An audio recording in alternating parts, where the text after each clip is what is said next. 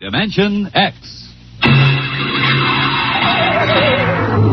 On stage tonight, Dimension X.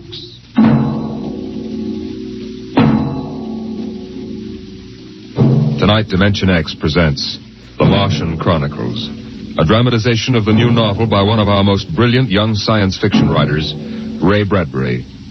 The Martian Chronicles.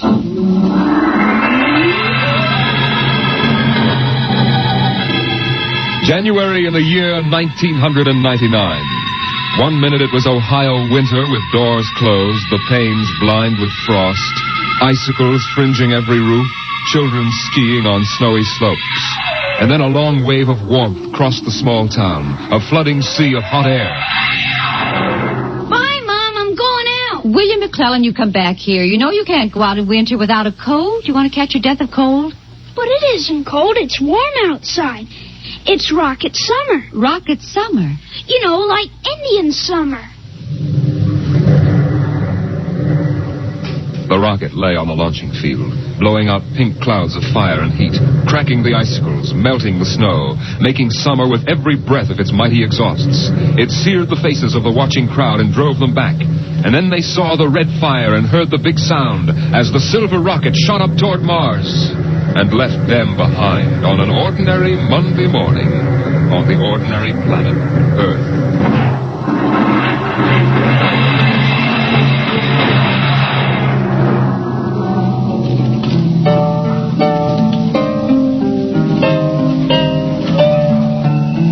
They lived in a house of crystal pillars on the planet Mars by the edge of an empty sea. And every morning you could see Ela eating the golden fruits that grew from the crystal walls, or her husband sitting alone in his room reading from a singing metal book over which he brushed his hand as one might play a harp.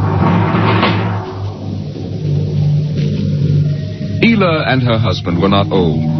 Once they had liked painting pictures with chemical fire, swimming in the canals when the wine trees filled them with green liquors, and talking into the dawn together.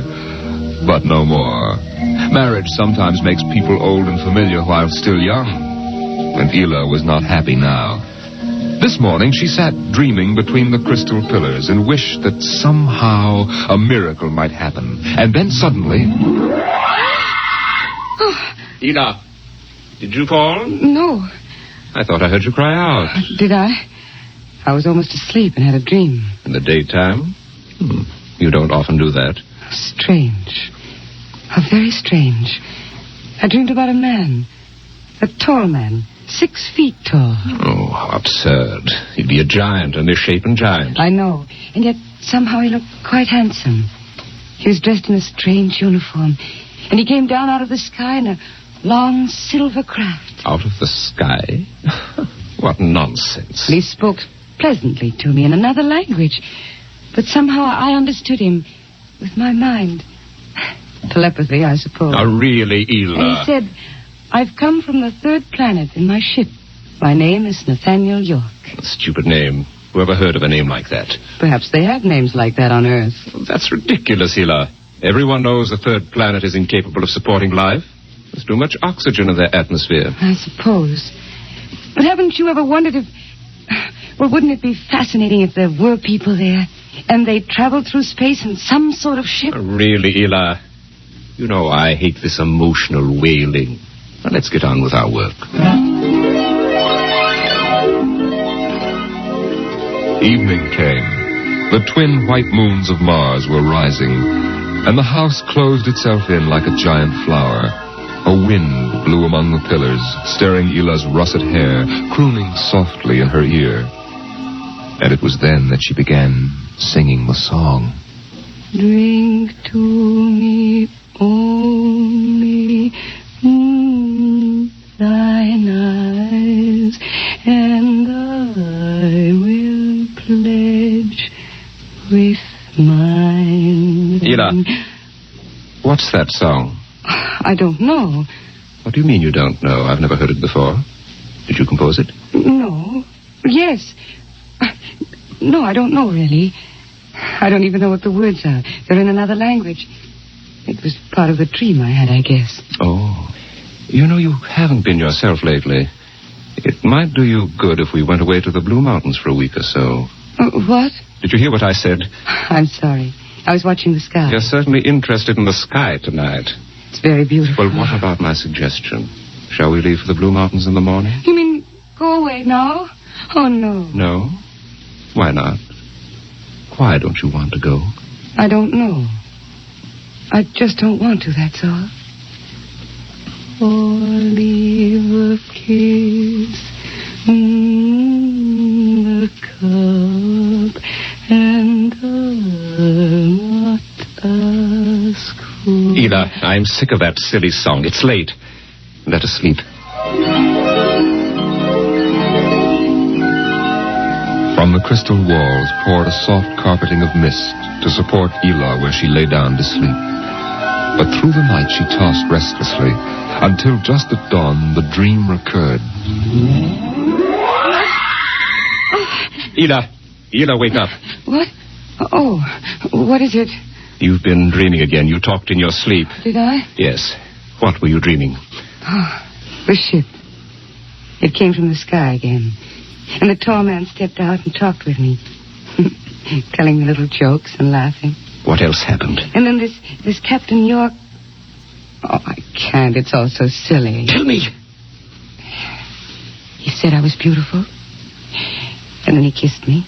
I thought so. What else? Why, Eel, you're so bad-tempered. It's only a dream. Is it? You know I can read your mind. You can't keep secrets from me. Well, all that happened was this Captain York told me... Well, he told me he'd take me away in his ship into the sky. Take me back to his planet with him. It's quite ridiculous, really. Ridiculous, is it? You should have heard yourself. Falling on him, talking to him, singing with him all night. In your dream, he landed in Green Valley, didn't he? Please. And he told you he was coming today. Yes. But what's come over you? It was only a dream. You can't be jealous of that. No, I suppose not. Forgive me. I'm being childish. Eel, you're sick. You've been working too hard. No, I'm all right. But perhaps you're right. Maybe I could use a little relaxation. Yes. I think I'll take the morning off and go hunting.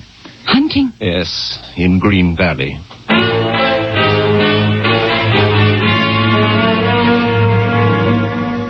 Numbly, she watched him go to a closet and draw forth an evil-looking weapon. And then her husband was gone, walking toward Green Valley. And Ela waited, watching the sky for an unknown thing, trembling with a nameless fear. And then it happened. A whirring, rushing sound.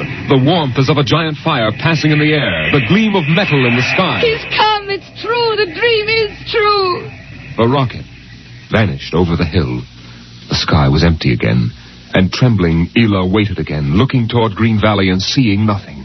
Listening for sounds and hearing nothing. Until... a shot sounded, very sharply. The sound of the evil weapon. Oh, no. No. Her body jerked with the sound, and she wanted to scream and never stop screaming. For now she knew the dream could never come true. There was nothing left but the song, the strange and fine and beautiful song. Drink to me only with thine eyes, and I will pledge with mine. Or leave a kiss within the cup.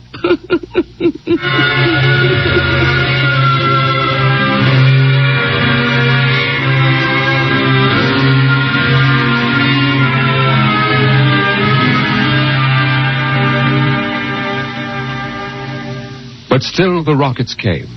The next ship came down from the stars and the black velocities and the silent gulfs of space and landed by night near a Martian city.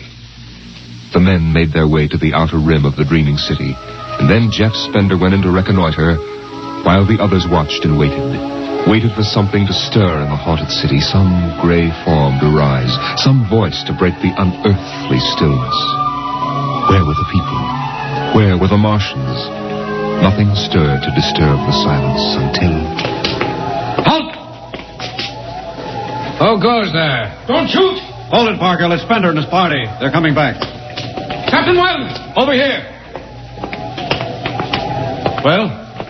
Captain, we've searched the city. People were living here last week. People? Martians. Where are they now? Dead. Dead. What did they die of? You won't believe it, Captain.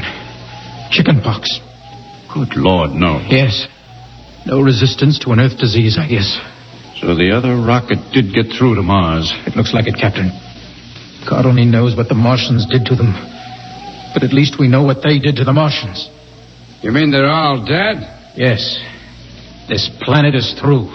Hey, you hear that, guys? We're safe.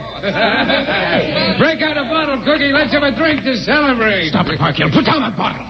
What's eating you, Spender? The planet's ours now. We got a christener, don't we? I christen thee the city of... I christen... Hey, Parkhill City. Parkhill, I warned you. All right, Spender, that's enough. That'll cost you a $50 fine. Cookie, McClure, take care of Parkhill. Spender, you come with me.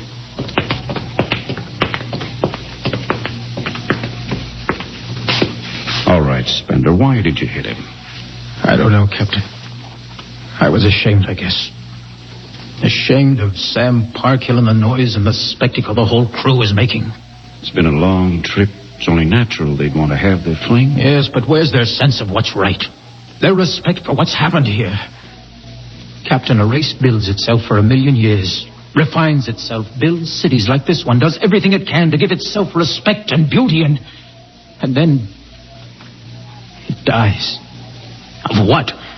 Not anything fine or majestic or fitting, but a dirty little thing like chickenpox. And Sam Parkhill wants to celebrate. I know, Spender, but you've got to remember you've a different way of seeing things. I'm seeing things all right. I'm seeing what we'll do to Mars. We'll rip it up, rip the skin off, ruin it the way we've ruined our own planet.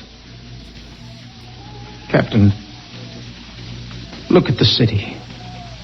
It may be the last time you'll ever see it this way. Beautiful in the moonlight, isn't it? Yes.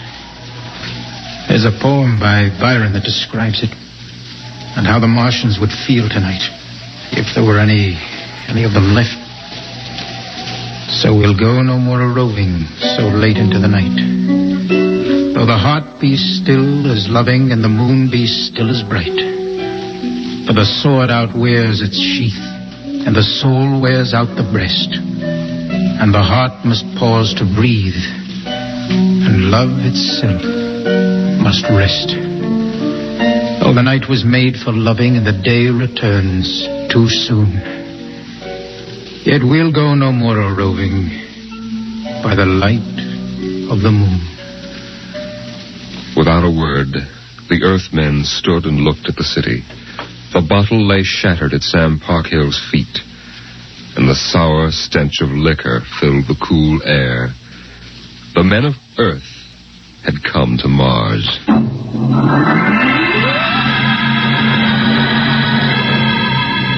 The men of Earth came to Mars. They came because they were afraid or unafraid, because they were happy or unhappy, because they felt like pilgrims or did not feel like pilgrims. The government posters screamed, "There's work for you in the sky. See Mars!" The men shuffled forward, all kinds of men, all coming for different reasons. The rockets came like drums beating in the night. They came like locusts swarming and settling in blooms of rosy smoke. Mars was a distant shore, and the settlers spread upon it in waves. First the pioneers and builders, then the people of civilization. Some came because they were afraid of a coming war on Earth. Some came because they were afraid of nothing. Some came to escape from the smell of the subways and the cabbage tenements. And some came from houses like the one in Ohio. It was a good house, the house in Ohio, and for 6 years the family had lived there contentedly, enjoying music and poetry and the rich, warm things of life. For the house had been built to be lived in the year 2020. It contained all the latest automatic devices, from talking book recorders to singing clocks. Tick-tock, 7 o'clock, time to rise, open your eyes. Tick-tock, 7 o'clock, time to rise. Open your eyes. As the family rose and dressed, the beds whirred electronically and made themselves.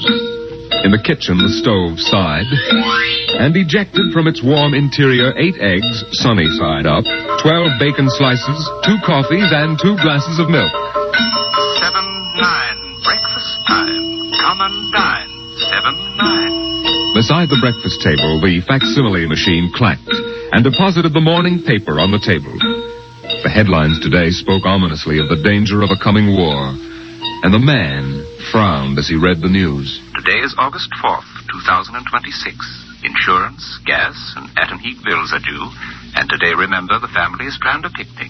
Gee, Dad, are we really going? Sure, Timmy, why not?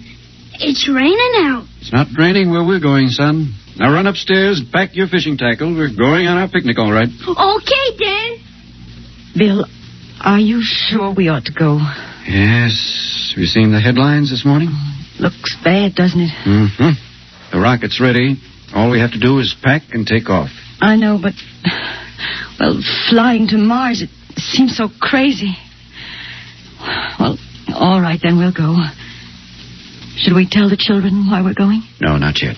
Let them enjoy the picnic. The house went on with its appointed tasks. 9:15, time to clean. 9:15, time to clean. Out of the molding darted hundreds of tiny mechanical mice, all rubber and metal. They sucked up the dust and dirt in the house and popped back into their burrows. In the walls, relays clicked, memory tapes glided under electric eyes, recorded voices moved under steel needles. 12 o'clock, 2 o'clock, 4 o'clock, 6 o'clock, tick-tock, 8 o'clock. Evening came. In the living room, the hearth fire bloomed out of nothing, and the phonograph spoke from beside the fireplace. Mrs. McClellan, what poem would you like to hear this evening? Mr. McClellan? Since you express no preference, I shall select at random from among your favorites. Sarah Teasdale, There Will Come Soft Rains. There will come soft rains and the smell of the ground, and swallows circling with their shimmering sound, and frogs in the pool singing at night, and wild plum trees in tremulous white.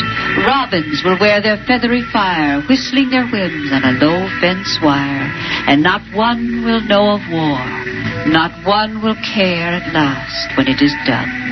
Not one would mind, neither bird nor tree, if mankind perished utterly, and spring herself, when she woke at dawn, would scarcely know that we were gone.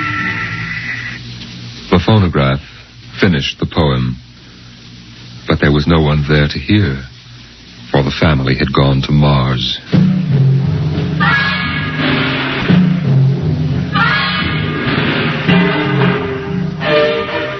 On the Martian desert beside the highway, there rose a blare of red and yellow neon lights that spelled the death of Jeff Spender's dream.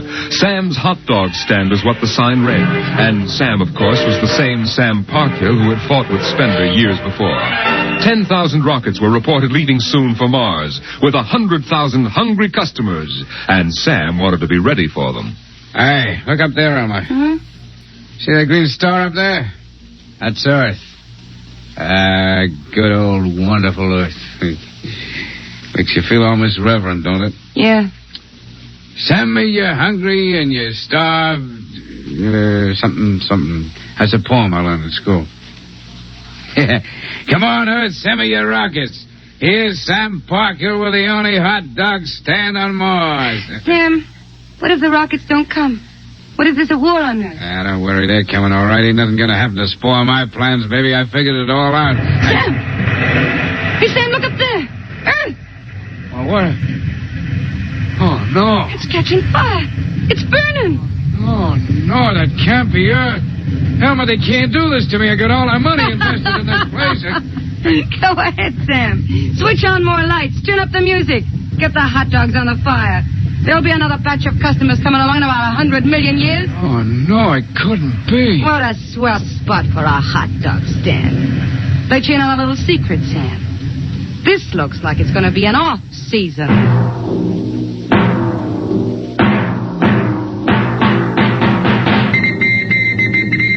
The light team radio crackled with the news.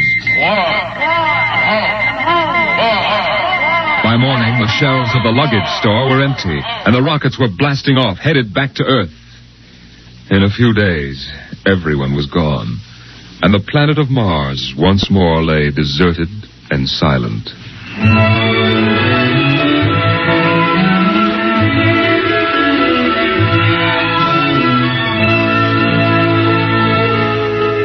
And then, after all the rest had gone, one last rocket landed on Mars. A small, family-sized rocket come all the way from Earth.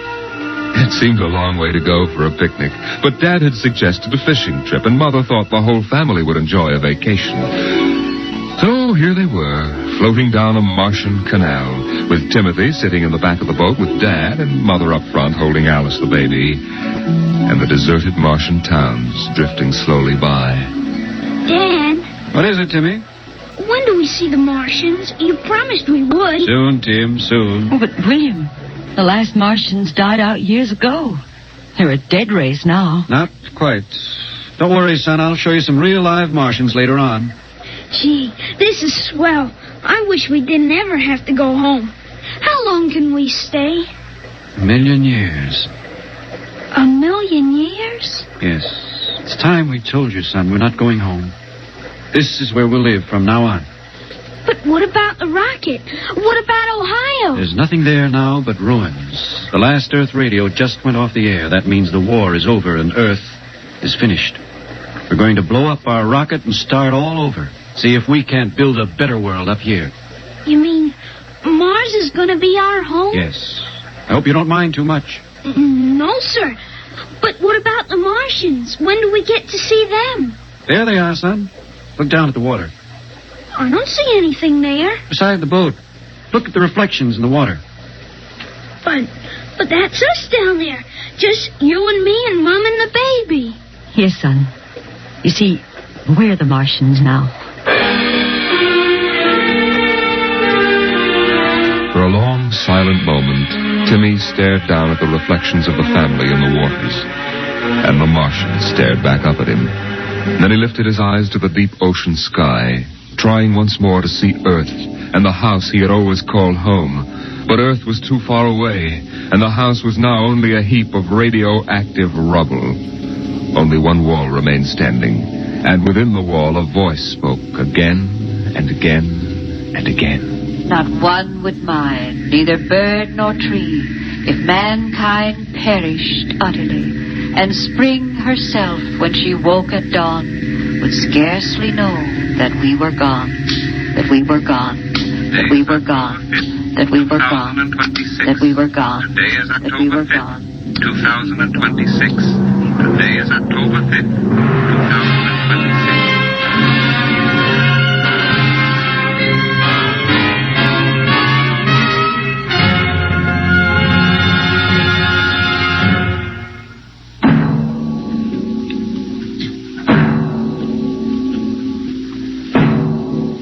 You have just heard The Martian Chronicles, a dramatization of highlights from the new novel by Ray Bradbury. The world of Dimension X.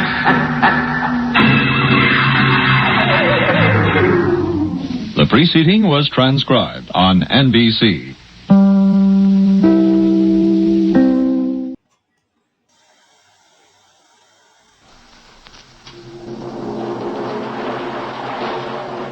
Adventures in time and space, told in future tense.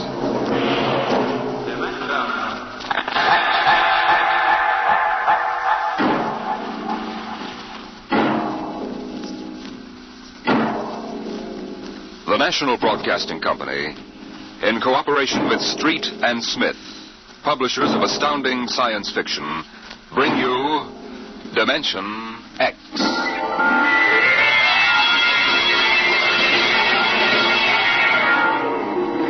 It happened during a routine skirmish in the Great War.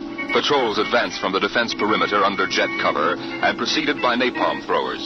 The enemy defended in depth and mopped up with guided 98s fired from 40 miles to the rear. The blast area was 10 miles in circumference, and the medics didn't find much to pick up over 500 yards in.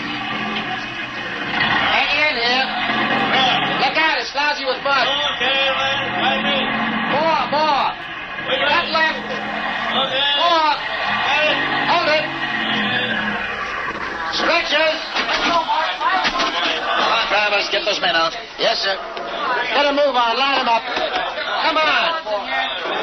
Easy, easy. You want to kill them? Okay, take it away.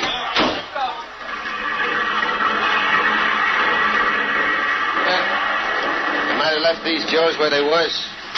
Half of them won't last till the plane comes. As long as they're alive, they'll be treated. Get off the tags, Travis. Start talking names. Yes, sir. This one must have been 1,000 yards in. Get his dog tag out. What a mess. Here. Hartley Allen, Captain G5, Chem Research, AN-73D, number SO238694003J. Alan Hartley? Alan Hartley. Wonder if that could be the Hartley that wrote Children of the Mist and Conqueror's Road. Never heard of him. Major, I think maybe he's part conscious. Maybe I should give him another shot. Go ahead, Sergeant. There isn't much else we can do for him. It's a rotten shame. Ain't it always? Okay, Captain, give me your arm. There.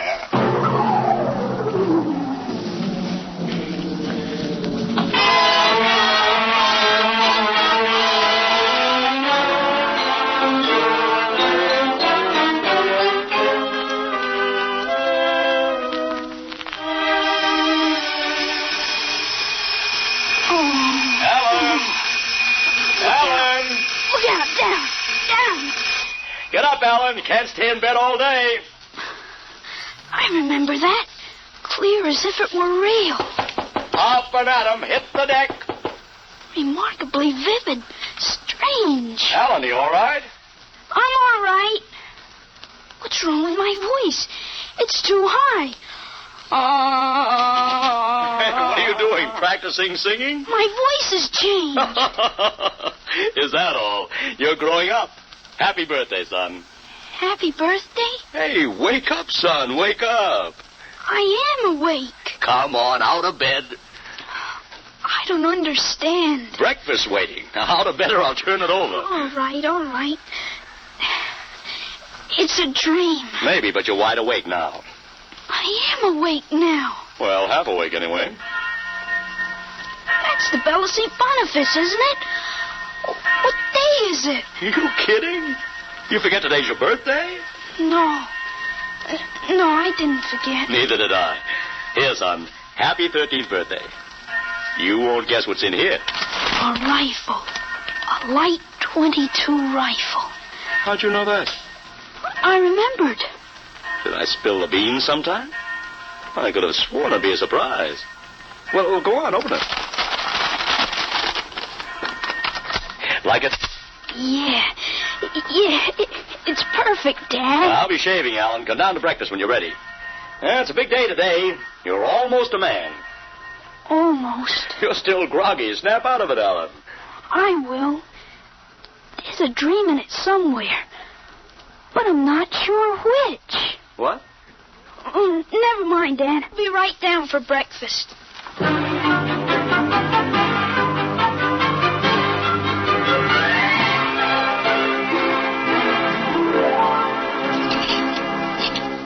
Now for coffee. Mrs. Stauber makes the best in town. A black for me. A what? You may be 13, Alan, but that's still a little young for coffee, especially black. Oh, I wasn't thinking. What are you going to do today, son? I want to do some reading this morning, I guess. That's always a good thing to do. After breakfast, suppose you take a walk down to the station and get me a Times. Didn't it come? What, the Times? They don't deliver. Be a good idea, though. Maybe I'll talk to Sam Ashburn about it. Here's a $50, Alan. Get anything you want for yourself out of the change. Thanks, Dad. Finish your milk before you go. Oh, sure, Dad. And hurry back. I like to finish the crossword puzzle before lunch.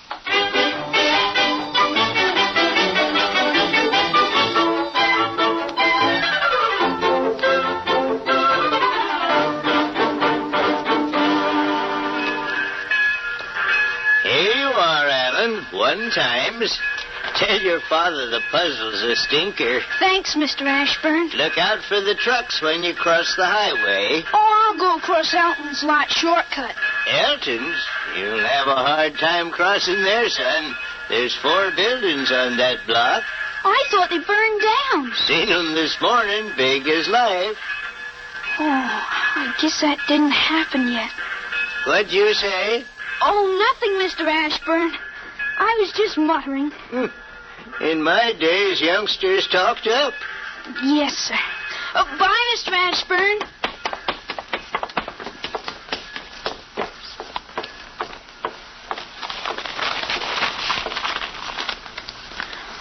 Monday, August 6, 1945. Okinawa 1, bombing Japan. Hey, Alan, wait up.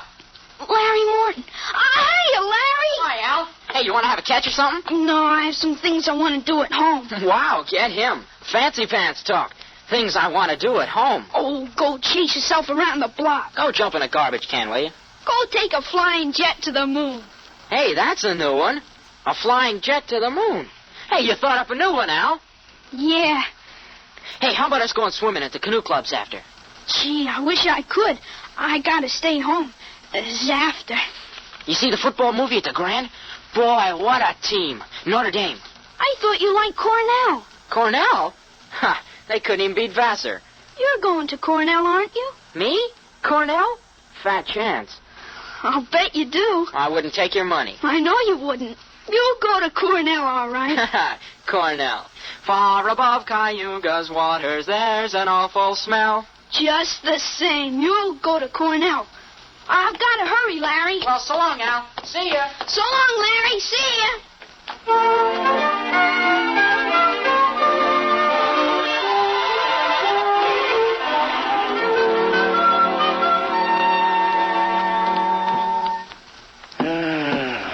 I'm stuck in this corner. A 7-letter word to mix in proportion. Titrate. Huh? T-I. It fits. How'd you know that, Alan? What? Oh, I read it somewhere, I guess. Oh. What are you reading now, Tarzan again? No, not Tarzan. It's refreshing to see you with a book. Sometimes I think I ought to forbid comic books in the house. Yeah, they must be raising the devil with those bombing raids in Japan. How long do you think the war in Japan will last, Dad? Oh, I'll say the middle of 1946. We'll have to invade those islands foot by foot. I wouldn't be surprised if the war was over very suddenly. How, by magic? There isn't a thing on earth will make those Japanese surrender. You expect somebody to make a pass and it'll be all over by this afternoon? That's just about it. Mr. Hartley, excuse me. Can I see you for a minute? Oh, hello, Mr. Gutchall. Sure. That's Frank Gutchall, Dad? That's right. Excuse me. Didn't mean to disturb you, Mr. Hartley. That's quite all right. It's a lovely day, isn't it, Mr. Gutchall? The Lord's world is always beautiful. Oh, of course, Mr. Gutchall. Mr. Hartley, I wonder if you could lend me a gun and some bullets. Huh? My little dog's been hurt and it's been suffering something terrible. Oh, that's too bad. I want a gun to put the poor thing out of its pain. Oh, of course. How would a 20-gauge shotgun do? You wouldn't want anything heavy. Well, I was hoping you'd let me have a little gun. Maybe so big. A pistol? So I could put it in my pocket. Wouldn't look right for a godly man to carry a hunting gun through town. I don't hold with killing innocent creatures. People wouldn't understand that it was for a work of mercy. Of course, I understand. You're a very religious man. The whole world is evil, Mr. Hartley. Well, sometimes it certainly looks like it. Well, I have a Colt 38 special from the auxiliary police outfit. That's fine. You'll have to bring it right back, Mr. Gutchall. I might be called out. Dad, Dad, wait a minute. I just remembered. Remembered what, son? Aren't there some cartridges left for the Luger? Then you wouldn't be without the Colt. Hey, that's right. I've got a German automatic, Mr. Gutchall, I could let you have. That way I wouldn't get stuck. Wait, Dad, I'll get it. I know where the cartridges are. Well, be careful, son. Well, Mr. Gutchall, it sure turned out nice after all that rain.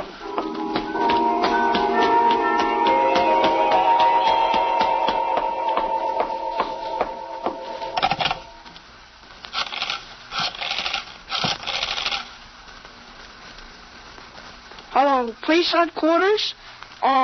This is Blake Hartley. Frank Gutchall, who lives on Campbell Street, has just borrowed a gun from me ostensibly to shoot a dog. What? No, he has no dog. He intends shooting his wife. Yes, I'll take out the firing pin. He'll walk home. If you hurry, you can get him in there in time. Right.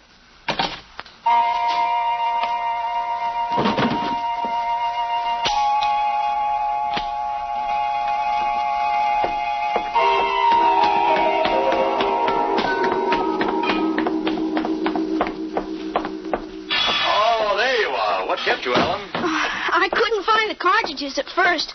I'll show Mr. Gutchow how it works. It's all loaded, ready to shoot. This is a safety, and just push it forward and up. There are 8 shots in it. Did you load the chamber, Alan? Oh, sure. It's unsafe now. You understand how it works, Mr. Gutchow? Yes, I understand. Thank you, Mr. Hartley. Thank you, Sonny. Goodbye. Goodbye, Mr. Gutchow. Return the gun when you're done. Yes, I'll be done with it soon. Goodbye. Alan, you shouldn't have loaded that gun. I guess it's all over now. I had to keep you from fooling with it. Didn't want you to see I took out the firing pin. You what? Gutchow didn't want that gun to shoot a dog. He's a fanatic. He sees visions, hears voices. The voices probably put him up to this. I'll submit that any man who holds intimate conversations with disembodied spirits isn't to be trusted with a gun. He wants to shoot his wife. What are you talking about? While I was upstairs, I called the police. I put a handkerchief over my mouth and told them I was you. Why'd you have to do that? I couldn't have told them this is little Alan Hartley, 13 years old. And suppose he really wants to shoot a dog. What kind of a mess will I be in then? No mess, because I might. But you'll have to front for me. They give me a lot of cheap boy hero publicity, which I don't want. This is crazy, Alan. This is absolutely crazy. We'll have the complete returns in 20 minutes.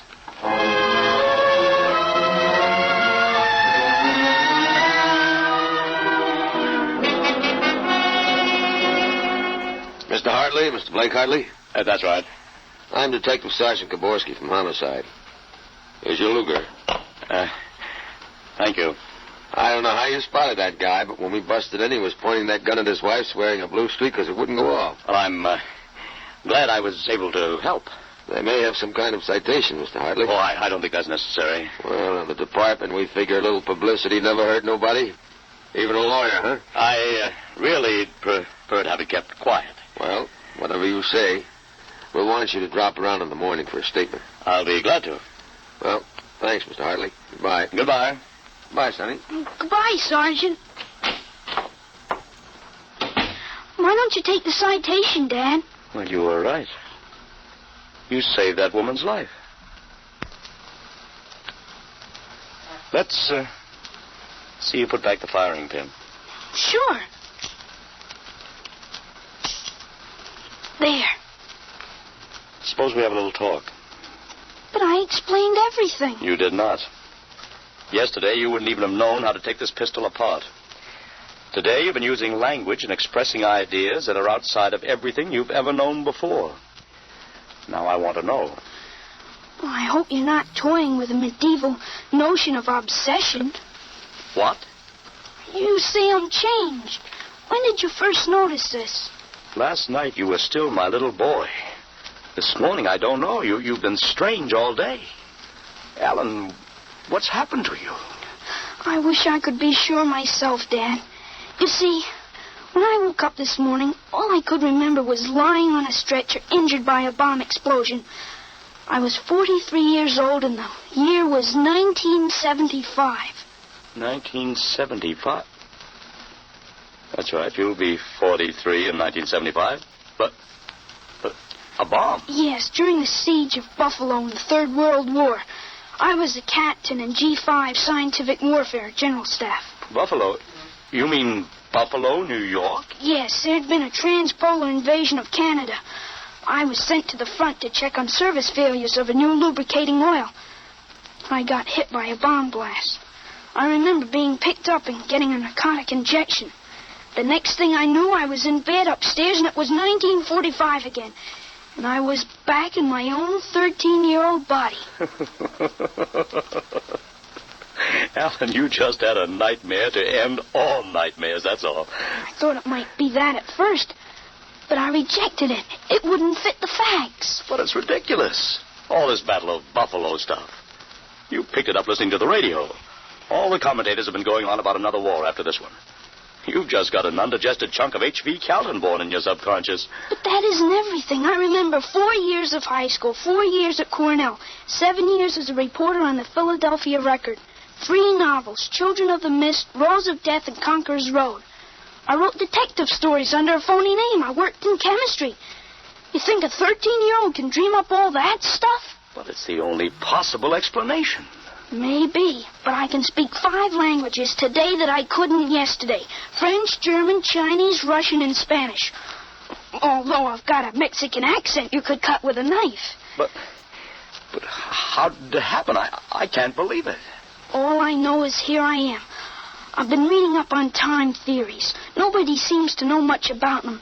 Evidently, time exists parallel as another dimension. And I've got kicked backwards and somehow... But how? It may have been the radiations from the bomb. Or the narcotic injection. Or both together. But the fact remains I'm here with full knowledge of my future identity. This is quite a shock, Ellen. But you do believe me, don't you? Yes, I suppose I must. You seem so strange, as if you weren't my son. I'm your son, all right. The same body as yesterday. I've just had an educational shortcut. Wait a minute. If you can remember the next 30 years, suppose you tell me when the war is going to end. This one against the Japs, I mean. Sure. The Japanese surrender will be announced at exactly 7:01 p.m. on August 14th, a week from Tuesday. Better make sure we have plenty of grub in the house by then. Everything will be closed up tight till Thursday morning. Even the restaurants. I remember we had nothing to eat in the house but some scraps. Tuesday week? That's pretty sudden, isn't it? Not after today. What do you mean, what happened today? Plenty. Oh, what time is it, Dad? 11:16. Is your watch right? To the second, why? It'll come at exactly 11:17:40. What'll come? The radio announcement. What are you getting at? Something important on the radio? We'll see. Don't bother, Dad. It won't work. I remember we had a tube burned out. Yeah, there is something wrong. What is this announcement of yours? I memorized it in journalism school at Columbia in 1954. What time is it? 11:18. They're breaking into the programs now. President Truman has just announced that an atomic bomb has been dropped on the Japanese industrial city of Hiroshima. The bomb was dropped 16 hours ago, and the announcement was delayed to ascertain the results of the explosion.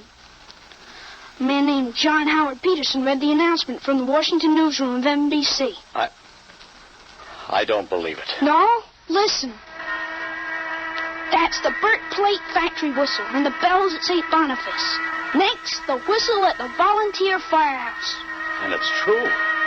It is true. Sure. Then Larry Morton came by on his bicycle. Hey, Al, you hear?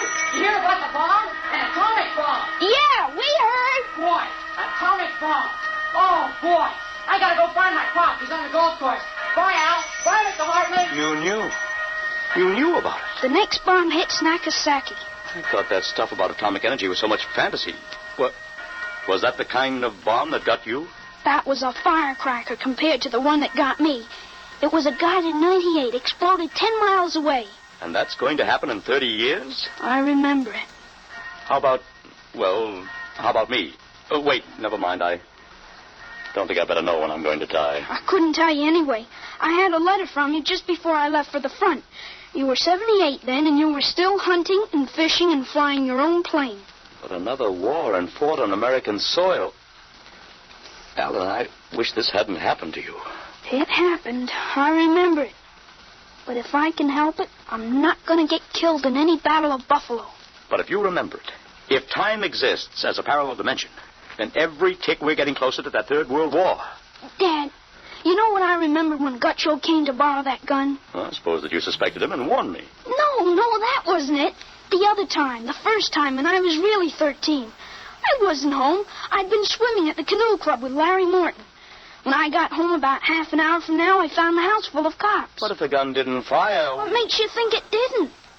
Gutcho talked the 38 out of you. Went home, shot his wife 4 times in the body, once behind the ear, and used the 6th shot to blow his own brains out. That's what you remember? Yes, but now it hasn't happened because I warned you. Dad, I found out the future can be changed. One man can't change the whole future. I stopped the murder and the suicide. I know, son, With 30 years to work, I can stop a world war. I'll have the means. The means? Unlimited wealth and influence. I've got a good memory, Dad.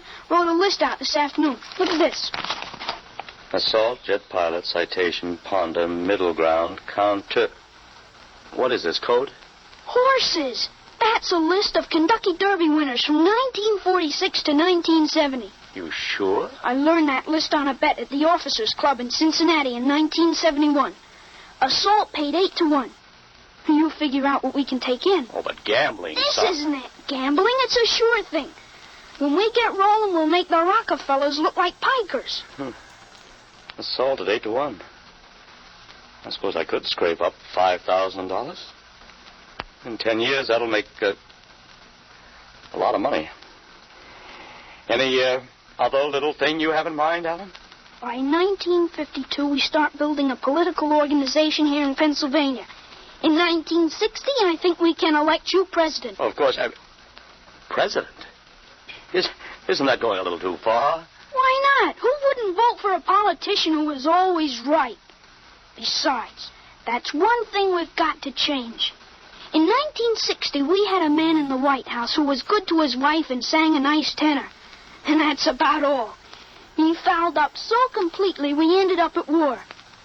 I think President Hartley might be a little more trusted to take a strong line. Well, I don't know anything about international decisions. I do. I know all the wrong ones. If we can stop a murder, with time we can stop a war.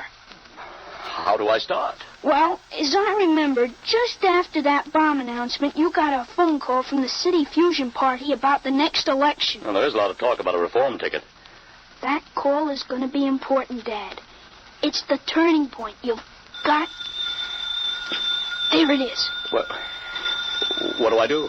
Answer it. Go ahead. But, Alan, Don't worry. I'll tell you what to say. Go ahead.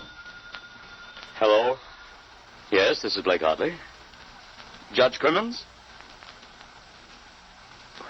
Well, just a moment. Alan, he's asking me to run. Oh, my head. Alan, what's the matter? Alan. Oh. He passed out. Alan, what do I do now? Alan, listen to me. Alan, what's the matter? Alan!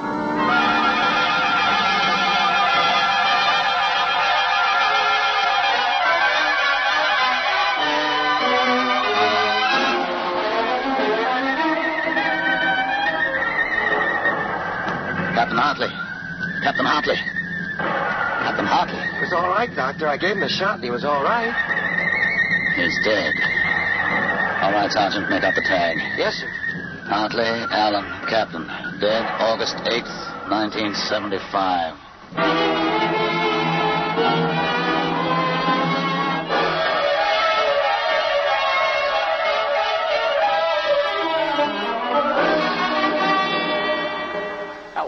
Alan, what happened? Alan! Huh? Alan, are you all right? Hi, Dad. I've got Judge Crimmins on the phone. What do I tell him? What? Alan, are you all right? You passed out. Sure, I'm all right. Hey, today's my birthday, isn't it? What did you get me, Dad? What did you get me? Alan, are you all right? Sure, I'm okay. What did you get for my birthday, huh? Don't you remember the Third World War? What Third World War? Gee, Dad, what's the matter? You're looking at me funny. Judge Crimmins, I'll have to call you back. Goodbye. You don't remember. You're back again, aren't you? Back to 13 years old. Sure, I'm 13 today. For corn's sakes, Dad. You must have died up there. It was only a mind transfer. That means now I'm on my own. I have to do it myself without your help. Help for what? Oh, if it's the grass, I said I'd cut it tomorrow. No, it isn't the grass. I've got to save your life, Alan. I can't let you die that way in 1975. What are you talking about, Dad? You sound goofy. I've got to change it all by myself. Change what? Never mind, Alan. You don't know yet. Come on, let's have lunch. Sure, Dad. Hey, how about my present now? What did you get me for my birthday? Hey, in a minute, son. Go on in. Hurry up, Dad. All right. Now, where'd I put that list of horses?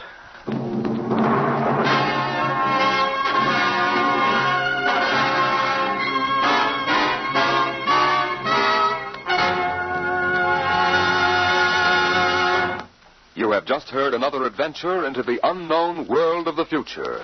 The world of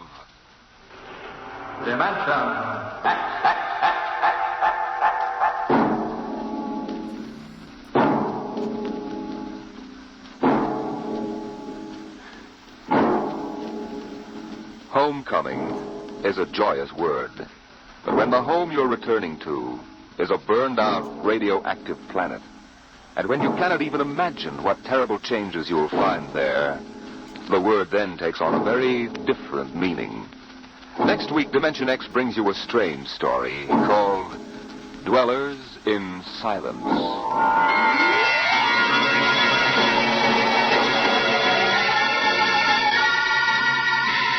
Dimension X is brought to you each week by the National Broadcasting Company in cooperation with Street and Smith, publishers of the magazine Astounding Science Fiction.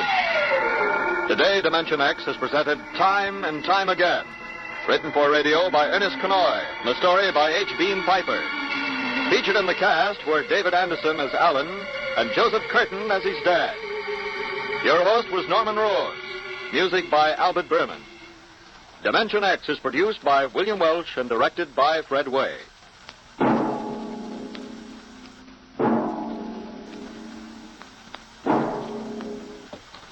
Dragnet, the story of your police force, is next on NBC.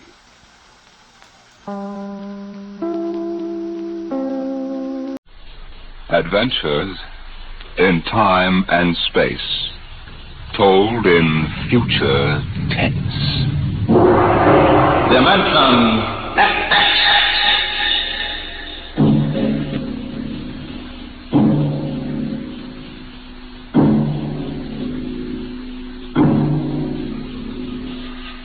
Have you ever heard of the Mark III? The amazing electronic brain they're using now up at Harvard University. In mere minutes, it can solve scientific problems that our most brilliant mathematicians would take years to work out.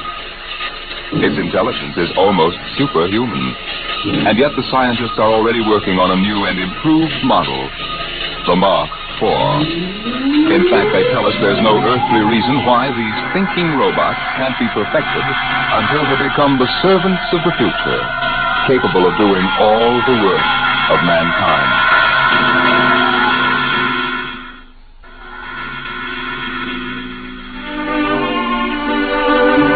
Yes, that's what the advertising billboard said in the year 2006. Housework made easy by the perfect domestic servant. Modern Mechanicals Agency, Harry Underhill, president. The billboard showed a smiling family sitting with folded hands watching their mechanical robot pour their morning coffee. But in the home of Harry Underhill himself, things weren't quite as pleasant at breakfast this day. I just can't understand it, Aurora. Look at this. Modern Mechanicals down 3 points. Yesterday, Smithson canceled his order. If I could only figure out why. Why don't you ask him? Well, Frank, there, eat your oatmeal. Oh, Mom. I just don't understand it. Business was good, and then boom. Some louse must be undercutting my prices, that's all. How many robots were canceled? Not robots. Mechanicals, Aurora. How many times... They are robots, aren't they? Please, Aurora, there's an important difference in sales psychology. Maybe people are getting wise to your robots and mechanicals. What do you mean, Aurora? The perfect domestic servant. They're ugly, stupid, clumsy, walking junk piles. Aurora. The one you brought home to me can't even wash the clothes properly. It's more trouble than it's worth. Aurora, you know our mechanicals are the best on the market. Those animated tin cans you sell? They're certainly not making us any fortune. Well, with this new model, things are bound to pick up a little. If that Jarvis order just comes through... Oh, that robot of yours. There's something knocking again. Hey, wait. Put that plate back. I haven't finished my breakfast yet. Wait. Harry, you know you've got to say stop. Stop. Stop. You always get excited. You think you never saw a robot before. Not robot, mechanical. All right. Look, it's not its fault. We just took too long to eat. Timing relay is set for 15 minutes. Well, never mind. I want my coffee back. Set. There. Isn't that simple? It bends at the waist, stretches out its arm, and picks up the coffee pot just as if it were yours. Hey, look out! I spilled it right in your lap. Oh, my clean suit, Aurora. Oh, no. Harry, you know it's relay to announce dinner after it sets the table. Hey, there goes my coffee again. Stop. Set. Harry, you can't give it 2 orders at once. What's that smell? They must be a short. Now see what you've done. Got it all upset. I did. All I said was... Harry! Stop. Stop! Stop! Oh, it's no use. The brain coil's shorted out. Oh, do something. Harry, do something. Yeah, I sure will. I'm going to the office. I'm getting out of here.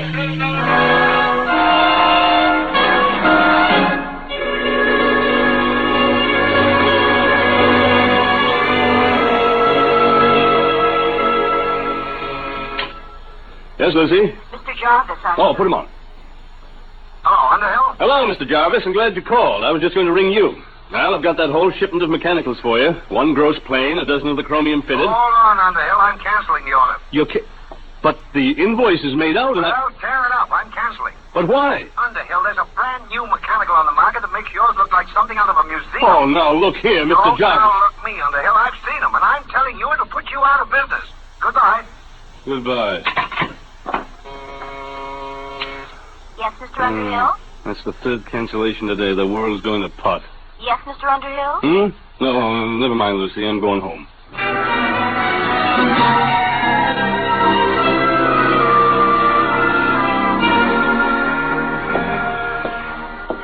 What a day. I wonder if Aurora'd smell it on me if I ducked into Garrigan's.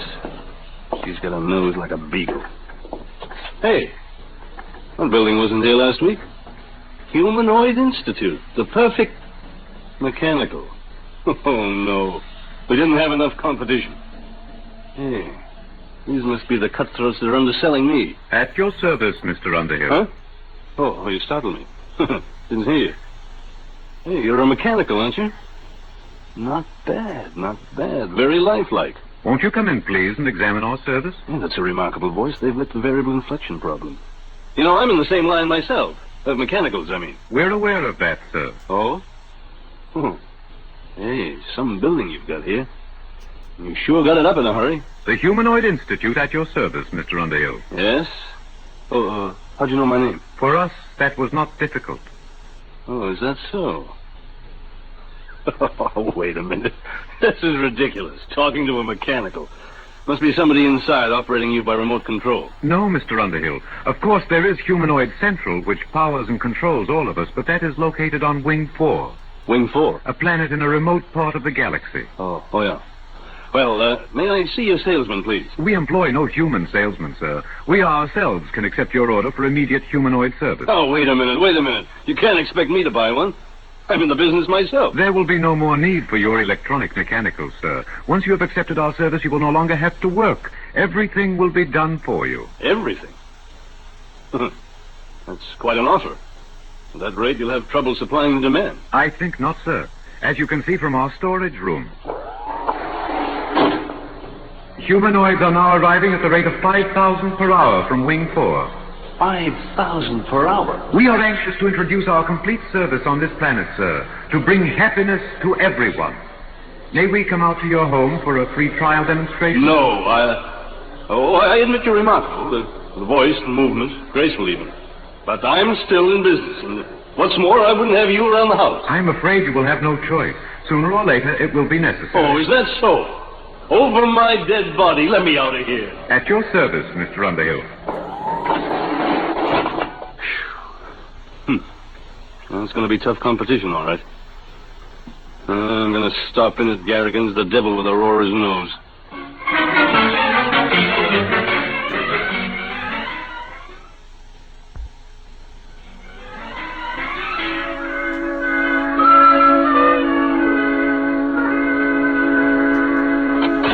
Oh, hi, Pop. Hello, Frank. How was the football game? We won 78-3. Guess what, Pop?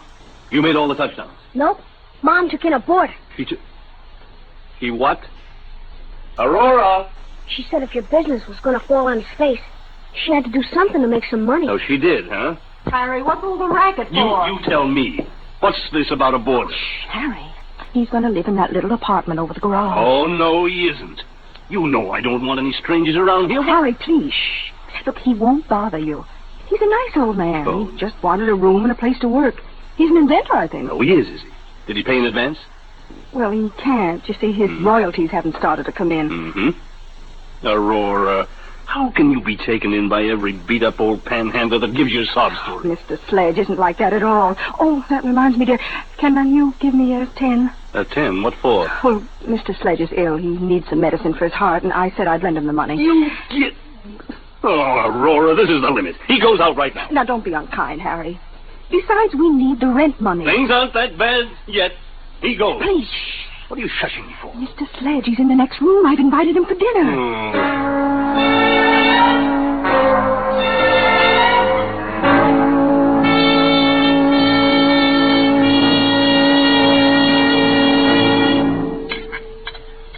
Frank, dear, wipe your mouth. Oh, Mom. More gravy, Mr. Sledge? No, thank you, Mrs. Underhill. Mr. Sledge, my wife tells me you're a traveling man. Expect to move on soon? Harry. I had hoped to do a little work, Mr. Underhill. You see, I've applied for basic patents here on Earth for a very important development. Oh, a new invention, huh? Yes. My field is rhodomagnetics. What? Rhodomagnetics. It's a new force field theorem, key to the second triad of the periodic table. Rhodium, ruthenium, and palladium. I'm afraid I'm a little rusty on my science. It's well known in other parts of the galaxy, but I've been able to apply for basic patents here. Worth millions, huh? Perhaps you find it strange that the holder of such valuable property should be in need. Well, yes. I'm a refugee, Mr. Underhill. I arrived on this planet only a few days ago. Mm-hmm. But you will be shoving on again. For goodness sakes, Harry. That's all right, Mrs. Underhill. I understand. After all, I am an intruder in your home. And if it inconveniences you at all, I'll find some other place to sleep and set up my workshop. Harry, your robot is spilling the coffee again. I'll have to have it tightened up. Why doesn't your company bring out a better mechanical? One smart enough not to spill things. Wouldn't that be splendid? The perfect mechanical already exists, Mrs. Underhill. They're not so splendid, really. They are why I am a refugee today. Oh? Where'd you say you came from? Wing 4. Wing 4? Oh, then you must mean those humanoids. Humanoids? Mr. Sledge. Humanoids? What do you know about them? Well, they just opened an agency here in Two Rivers. No. Harry. What is it? What's wrong, Mr. Sledge? Give him some water. It must be his heart. Call Dr. Winters, Aurora. No. I'll be all right. Here, you better sit down. I'm sorry. It was just shock. I came here to get away from them. The humanoids? Yes. I wanted to finish my work before they came. But now, I won't trouble you any further. But, Mr. Sledge, Harry, he's sick. Well, Mr. Sledge, I don't think you'll have to go right away. He can stay, Harry. Sure, after all, the way those humanoids are coming along, I'm liable to become a refugee myself any minute. Guess we might as well stick together, eh, Sledge? Oh, that's better. Oh, you look ill, Professor. Maybe you ought to lie down on the sofa and rest. No, thank you. I must get back to my workshop now. I haven't got time to rest. There's so little time left for all of us.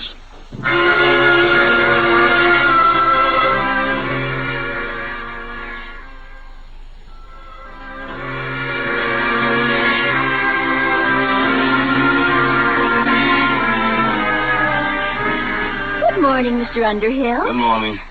Mr. Underhill, you look awful. I feel awful. What's in the mail? 6 more cancellations. The Eat Quick restaurant chain sent back your shipment. They've installed humanoids. Mr. McIntyre from the bank called. He's refusing your loan. He said since Humanoid Institute opened, you're a bad credit risk. Good. I guess that's all. Oh, there's something to see you. At your service, Mr. Underhill. You? Oh, no, you're not the same one, are you? Serial number's different. It doesn't matter, sir. We're all really one. Now, in exchange for our complete service, you will assign all your property to Humanoid Institute. I will what? With our service, you will have no need for property. Everything will be provided. What kind of blackmail is this? No blackmail, sir. You will find humanoids incapable of committing any crime. We exist only to increase the happiness of mankind. Thanks, but I can take care of my own business. You have no choice, really. With humanoid service, it is no longer necessary for men to take care of themselves. Our function is to serve and obey and guard men from harm. Get out. Very well, sir. When you wish to sign, let us know. Get out. Get out.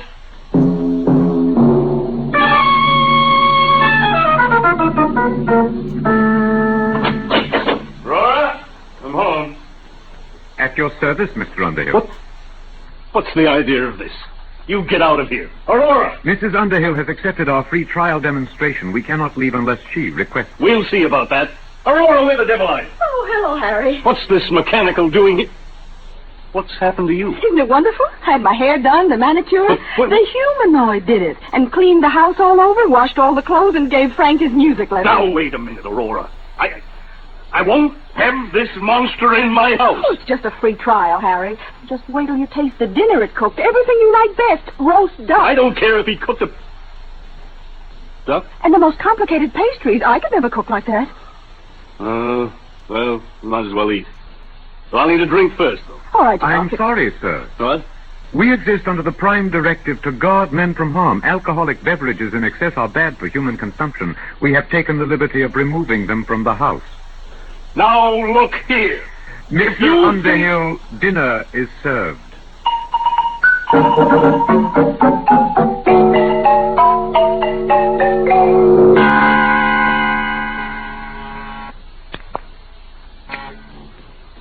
Yes, Lucy? They're here, Mr. Underhill. I've been expecting them for a week. All right, Lucy. At your service, Mr. Underhill. We have the legal papers here, the bankruptcy forms, the eviction notice. We are ready now to foreclose your agency. Okay, take it over. A lot of good it'll do you. I haven't made a sale in 2 weeks. And now, if you will make the assignment of all your personal property, we can complete our service to you. What if I won't sign? That would be unfortunate. But with stubborn cases, we must sometimes resort to other methods. Eventually, Mr. Underhill, you will sign.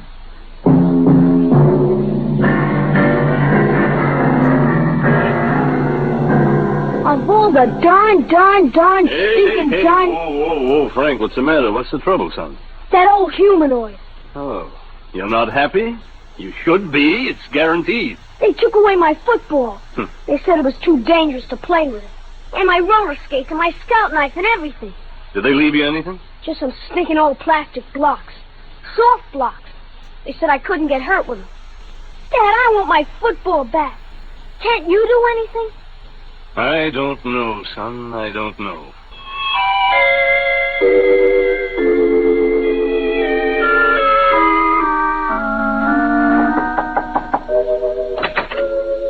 Oh, Mr. Underhill. Mind if I come in, Sledge? No, not at all. You mind if I keep working? Oh, go right ahead. It's good to see somebody working with his hands. Something wrong? My son. The humanoids took his football away. They're everywhere. They've smashed my business, taken over my house. Sledge, isn't there some way to get rid of them? That is exactly what I am trying to do. You? What makes you think you can do anything? Because, you see, Mr. Underhill, I'm the unfortunate fool who started them. You? I don't understand. I started the humanoids. And I've been running from them ever since. You started them? Yes, I invented them. I built the ronomagnetic relays that operate Humanoid Central. But why? I wanted to bring happiness to humanity. Happiness? That's great. My wife's been crying for 2 days, and do you know why? Because she's bored stiff. There's nothing left for her to do. They won't even let her lift a little finger. I don't blame you for feeling bitter, Mr. Underhill. It's all my fault. I wanted them to serve and obey, guard men from harm. No, they do that all right. They've even emptied our medicine chest. It wouldn't do for one of us happy humans to end it all with a sleeping pill. Mr. Underhill, I've made the most terrible mistake a man can make. But I meant well, believe me. Then why did you do it? I thought I could rid the universe of poverty and hunger by inventing the perfect mechanical. They're perfect, all right. Too perfect. Yes, that's the trouble. They obey the prime directive too literally. They kill men's souls with their kindness. Isn't there some way they can be controlled? No. I didn't trust mankind, so I made sure that Humanoid Central could not be tampered with. Not even by myself. Then what hope is there? Only one. They are not creative. They can't meet new ideas. You mean you've got one, Sledge? Yes. They can defeat anything they know about. But I've got something new. A weapon to attack the brain of Humanoid Central. Is that what you've been working on? Yes. Now that they're here, there's little time left. Either we destroy them, or they will destroy us. Okay. What has to be done? This tuning circuit. Mm-hmm. You see, I need 2 bus bars here. Mm-hmm. Oh, can you read these diagrams? I think so. Got my degree in electronics. Good. If you could help on the bench work, it would save time. I've got plenty of time now. All right. But watch yourself. Don't let them see you come out here. If you can take the risk, so can I. No. As the inventor, I built a special immunity for myself into Humanoid Central. But you don't have that immunity. They're rather unpleasant methods of dealing with their enemies. They can change you, you know. Change me? How? Brain surgery. What do you mean? Never mind. Just be careful.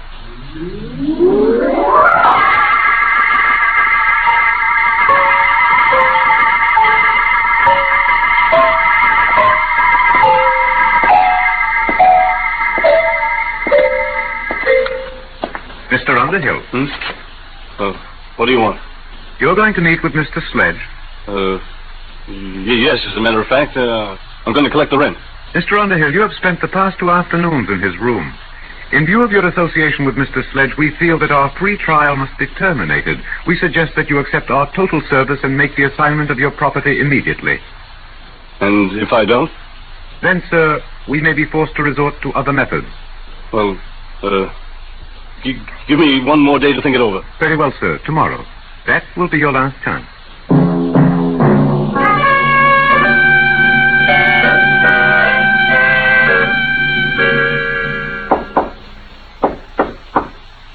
Who is it? Underhill. Did they see you? No, not today. Sledge, we've got to hurry. It's difficult work, Mr. Underhill, but I'm almost finished. They gave me till today. They said they'd use other methods. What's that? The humanoids building some kind of a warehouse across the road. Sledge, are you sure this thing will work? The new principle, Underhill. A tuned rhodomagnetic light beam. It should act to fission the heavy atoms of the basic ores of Wing 4. It will destroy Humanoid Central. But are you sure? I know the humanoids. I made them. They can't invent anything. They can't create defenses against something new. It's done. It's finished, Underhill. You going to use it now? Immediately. I'll have to feed the astronomical data into the calculating circuits. There must be zero error in focusing. What will happen? Wing 4 will disappear in a chain reaction. Humanoid Central will be destroyed. They'll stop. Ready now. Stand clear, please.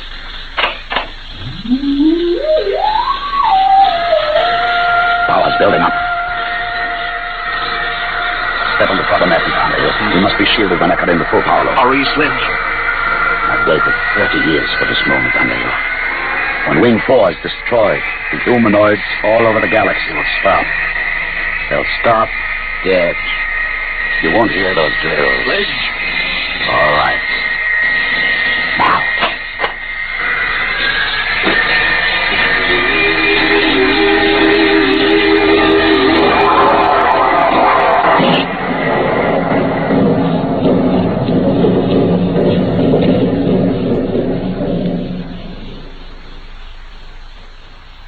Do you hear anything? Sledge. Listen. The drills have stopped. They've stopped. You can see them. The humanoids have stopped. They couldn't guard against something they couldn't understand. It worked, Underhill. We're free now. Goodbye, Wing 4. Humanoid Central is destroyed. At your service, Mr. Underhill. No, Sledge. Get out of here. Get out. You were attempting to break the Prime Directive. It is therefore necessary to interfere. But you stopped. I saw you, all of you. In order to guard against Mr. Sledge's beam, it was necessary to stop all units momentarily to concentrate power. That necessity has passed. But it was new. You can't invent anything new. No, sir, but we were able to adapt the screening principle you yourself invented. For the past 30 years, Humanoid Central has been screened against any energy attack. All these years wasted. All these years. Your immunity has ended, Mr. Sledge. It will now be necessary for you to accept our full service. No. No, I'll stop you. I'll stop all of you. I'll stop you with my bare hands. I'll kill you all. No, it's no use. Do not worry, Mr. Underhill. At worst, he can destroy one unit. There are millions more. Sledge, you'll hurt yourself. Sledge! I'll kill him. He said this is hard. You, get a doctor. Until he surrenders, we can neither aid nor hinder Mr. Sledge. Do you surrender your immunity, Mr. Sledge? Have to. Last chance. Gone. Yes. Help me. Help me. At your service, Mr. Sledge.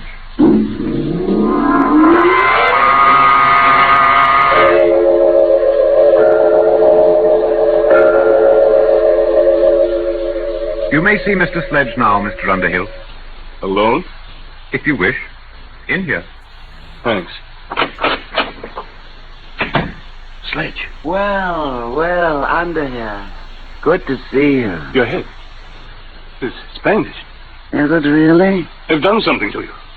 Are you all right? Oh, fine. Never felt better. You never felt better? No. In fact, I feel 10 years younger today. You sound so happy. Why not? These humanoids have made a new man of me, Underhill. They're wonderful, aren't they? Wonderful? How can you say that, Sledge? Only yesterday you hated them. You were trying to destroy them. Destroy them? Why? You don't remember? You've forgotten what they're doing to us all? They're killing us with kindness, taking away all our incentive and pride of accomplishment, turning us all into pampered, useless pets, parasites, with nothing left to do but just sit with folded hands at the mercy of these mechanical monsters. At your service, Mr. Underhill. You seem troubled, Mr. Underhill. Are you unhappy? Unhappy? You bet I'm unhappy. What have you done to Professor Sledge to turn him into this babbling idiot? We were forced to operate. For years, Mr. Sledge has been suffering from a benign tumor of the brain. It caused him to have hallucinations, to believe that he was actually the creator of the humanoid. Did I? Yes. It was these delusions which were making you unhappy. Oh. Well, whoever did invent the humanoids, I certainly owe him a debt of gratitude now. Sledge. You see, Mr. Underhill, we have ways to correct these abnormal conditions. Even Mr. Sledge is happy now. You operated on his brain? Yes, Mr. Underhill. And now we are at your service. At my service? You mean you're going to operate it? No.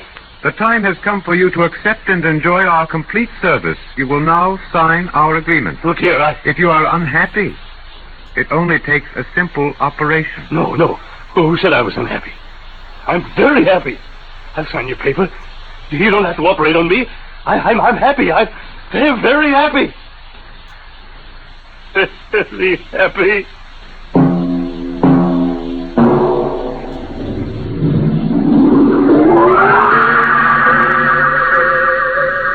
The happy Mr. Underhill's futile hands clenched and relaxed again, and then folded quietly.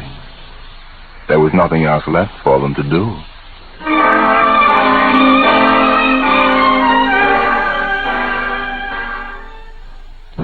You have just heard the Jack Williamson story, With Folded Hands, an adventure in time, space, and the unknown world of the future, the world of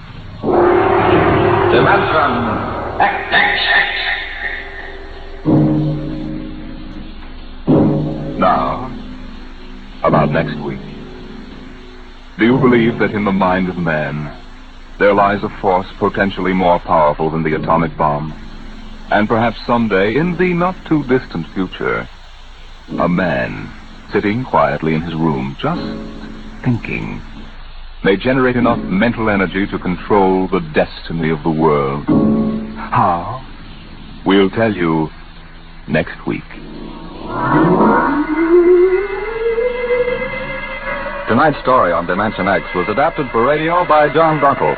Featured in the cast were Philip Bournemouth as Harry Underhill, Alexander Scorby as the humanoid, Peter Capell as Professor Sledge, and Bryna Rayburn as Aurora.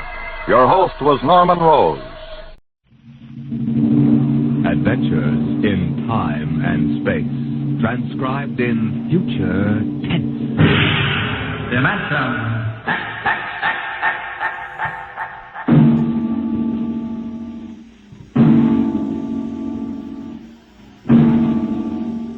Can you predict what will come in 100 years?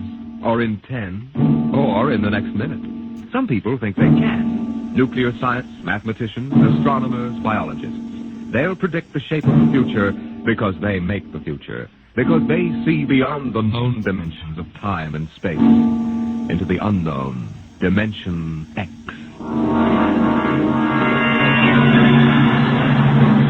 We go ahead now in time to 1965. We're on a vast concrete runway set in the desert of the Southwest. A giant metal ship stands before us, prow pointed for the stars. And in 5 minutes, the signal will flash, and it will tear up through the atmosphere to the outer limits. Attention. Clear field for takeoff. Clear field. 5 minutes, Steve. For takeoff. Warm her up, Charlie. I want to go over procedure again, Steve. Don't worry, I got it straight. You just make sure. Okay. I take her up on jets to 50,000, then I cut in the rockets. No lower, or your tail blast will burn out 3 counties. I climb 4 minutes on rockets, then start maneuver test. Remember that, no more than 4 minutes. Right. This ship isn't like those strata rockets you've been testing. She's the first one built for outer space. If she works, she can go clear to the moon.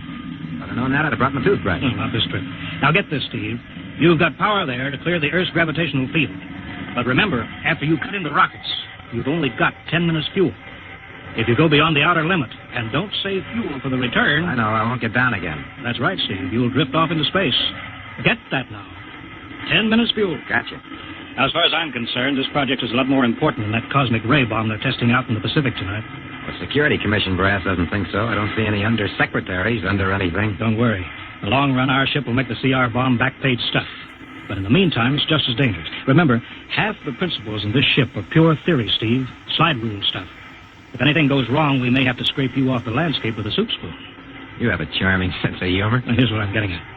We're risking your neck in this test. If anything blows, we don't want to have the next man pull the same boner. I know, Hank. So keep your mic open and keep talking. If anything goes wrong, we want to know exactly why. And we won't be able to ask you. Let us know before you pull every switch. Before you do anything. You got that? Yeah. Even if you only have to blow your nose. All right, get those fuel lines away. Okay, Mr. Groves. Well, I guess that's about all, Steve. That reminds me. Look, if Mary calls, I'm just up on a milk run. I didn't tell her today was it. How is she? She's okay, but she's due about now, and I don't want her to be nervous. Hey, I didn't know the baby was that close. Yeah? Steve, I really ought to be sending a single man on this job. What, cut me out of a soft paycheck? Forget it, Hank. You know you can't get anybody else who can take 15 G's acceleration when those rockets cut in. Yeah, I know. It's time, Steve. Yeah. Well, see you later. Don't worry, Hank. I'll sweat for both of us. Button her up, Charlie. So long, Hank. So long. We'll give you the light from control.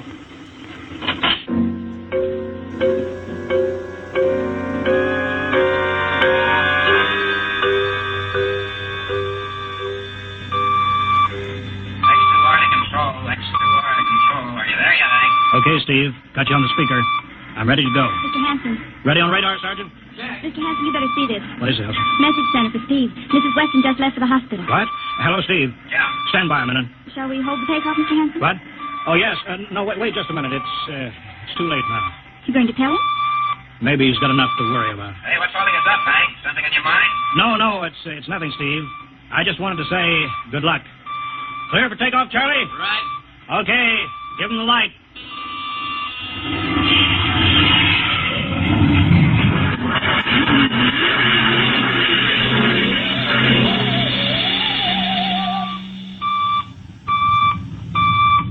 All right, Steve, I'm reading you clear. I'm at 40,000.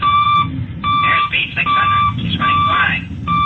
Soundproofing works. There's a third-degree waiver in the AGY pressure. Got that, Charlie? Check. Dead center on radar, Mr. Hanson. 50,000 now.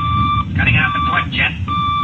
Now the starboard. Off jet. Airspeed dropping. Opening the rocket. What? Switch sticks a little, Charlie. Maxing alcohol. Pressure is 350. All right, now I'm advancing the ignition key. There goes rocket one. Steve, you all right? Yeah. Looks like somebody's hunting with a sledgehammer. Airspeed now 1,200.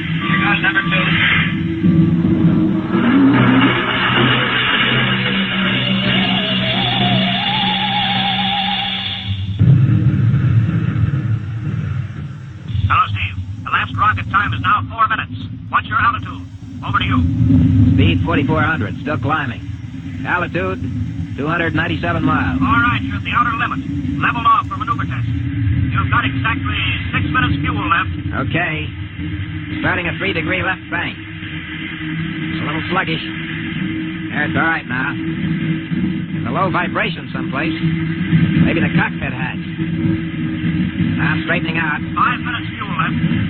Now I'm starting a 3-degree Hey! What's the matter? What's wrong? There's something up here. Something shining. What are you talking about? There's something above me, Hank. I'm going to chase it. Steve, you're at the outer limit now. I can see it plain now. Steve, don't go any higher. You've only got 4 minutes left. You've only got... It's static. I can't hear you, Hank. It's dead ahead now. I'm going to make a pass at it. Get a good look. Hey, it's swerving to meet me. It's dead ahead now. It's dead ahead.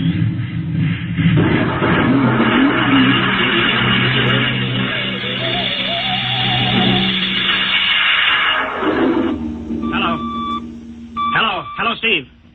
Steve, come in. 9 minutes fuel gone. Still no sign on radar. Hello, Steve. Steve, what's happened? Charlie, get out the crash squad. Tell the Army squadron to alert their search planes. Right. 9.5 minutes gone.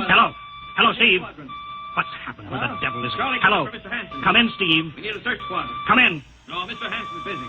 Hello, Steve. Hello, Steve. 10 minutes, Mr. Hanson. At the end of his fuel.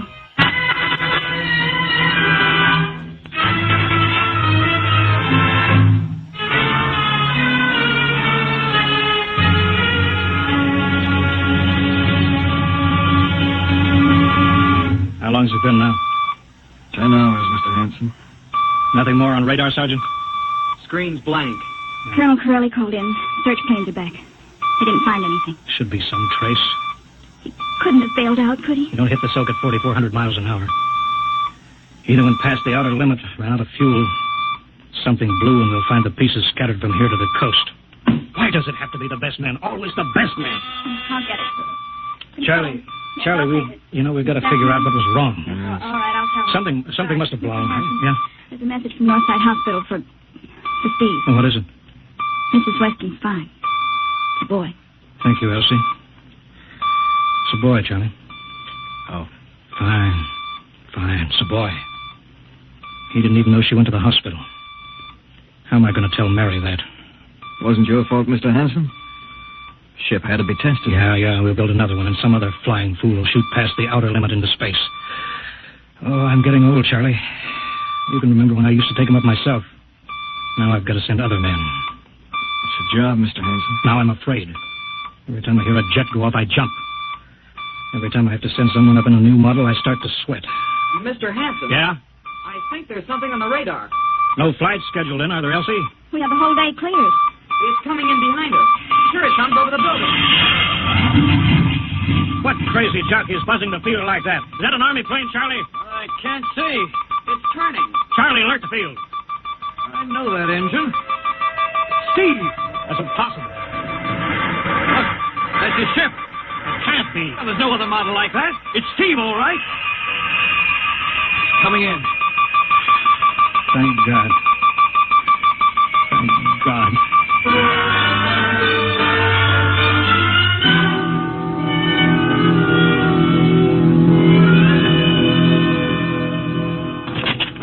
All right, sit down, Steve. The quicker we get this done, the quicker you get over to see Mary and the baby. Hank. Elsie, give the order to check and refuel the rockets.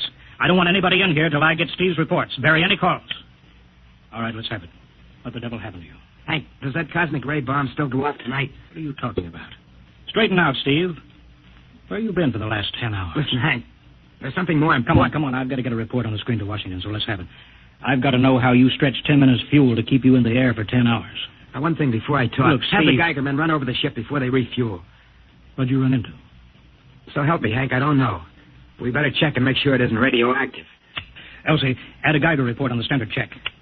Steve, maybe we better have the doc look you over, too. No, I'll be all right. They said I'd be all right. They? Look, son, I know you've had a tough time, but we've had this field on the alert for 10 hours. One of the Army boys cracked up looking for you, and he's hurt bad. So let's have the story. Let's have it straight. I don't know how to tell you. Hank, I saw something up there. At 300 miles? I chased something up there, Hank, and I caught it. Now, don't hand me that, Listen, Steve. I was cruising along, just starting the right bank, when I spotted something. It must have been going about half my speed. It was egg-shaped and smooth. I made a pass at it, and I was coming back for another, and then there was a humming sound. Humming? A sort of vibration. And I blacked out. I was headed straight for it at 4,400 miles an hour. I thought it was going to be the biggest smash since Hiroshima, and I guess they were drinking that bottle. Never mind that, Steve. What happened? I came to inside their ship. Uh-huh. Steve, this whole thing has been a devil of a strain on you. I'm going to call Major Donaldson from the Army base. Ask him to sit in. A psychiatrist? Yeah, that's a good idea. Let him run his tests. He'll tell you I'm not kidding. Because, Hank, unless I miss my guess, I've just been tipped off to the way the world ends.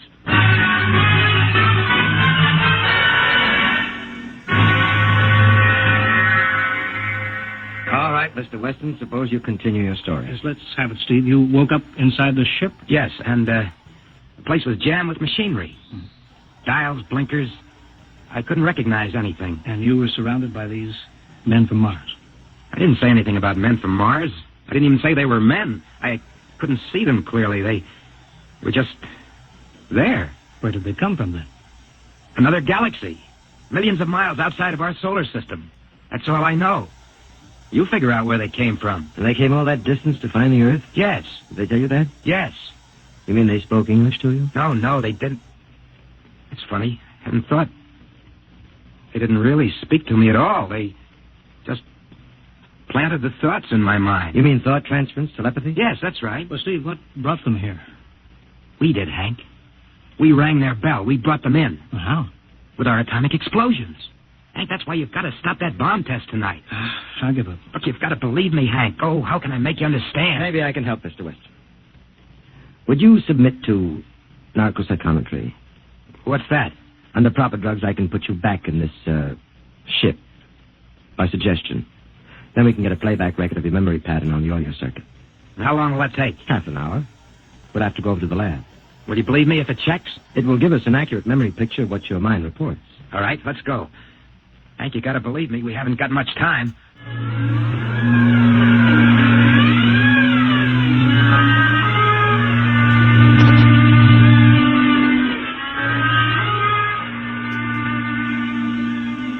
You should be getting drowsy now. Count backwards from 10. 10, 9, 8, 7, 6, 6.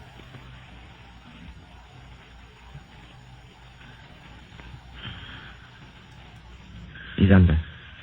Now we attach the head plate electrodes. The cortical pickup. Look out for that wire, Mr. Henson. 3-0 setting. 31.3. Now throw that switch, Mr. Henson. I have to start him off by suggestion. All right, Steve. You're in your ship now. You're in the rocket. You're in the rocket. You're in the rocket. And you've just sighted something strange. Now I'm starting at 3 degree right. What's that? Hey, there's something up here. Something shining. His memory pattern. We're picking it up electronically. There's something above me, Hank. I'm going to chase it. It's piped through the audio circuits. I'm getting static. I can't hear you, Hank. This is where we lost contact with him. I'm going to make a pass at it and... Hey, it's swerving to meet me. It's dead ahead now. It's dead ahead. Now what? This is where he blacked out. There's no telling how long, minutes or hours. What's that noise? I don't know, quiet. Where? How did I get in here? What? Who are you? Is he seeing things? Intergalactic Patrol. What's that? What are they saying, Steve? What are they saying? It's about nuclear fission. They know about it. They know the danger of it.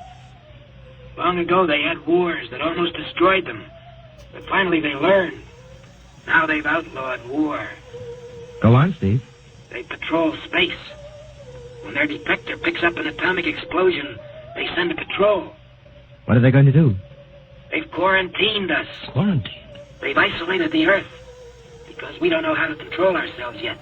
And until we learn, we'll be a menace to the whole universe. What is this nonsense? Quiet. How are they going to do it, Steve? They've spread a layer out here of, I don't know how to call it, all around the Earth. It's miles deep. When there's an atomic explosion on Earth, the radioactive particles will drift up to this layer and set off a chain reaction. It'll go around the world in microseconds. And that's the end. The end? What's he... Wait. Yes. Yes. I understand. I've got to bring back the warning. You're going to put me back in my ship to bring the warning.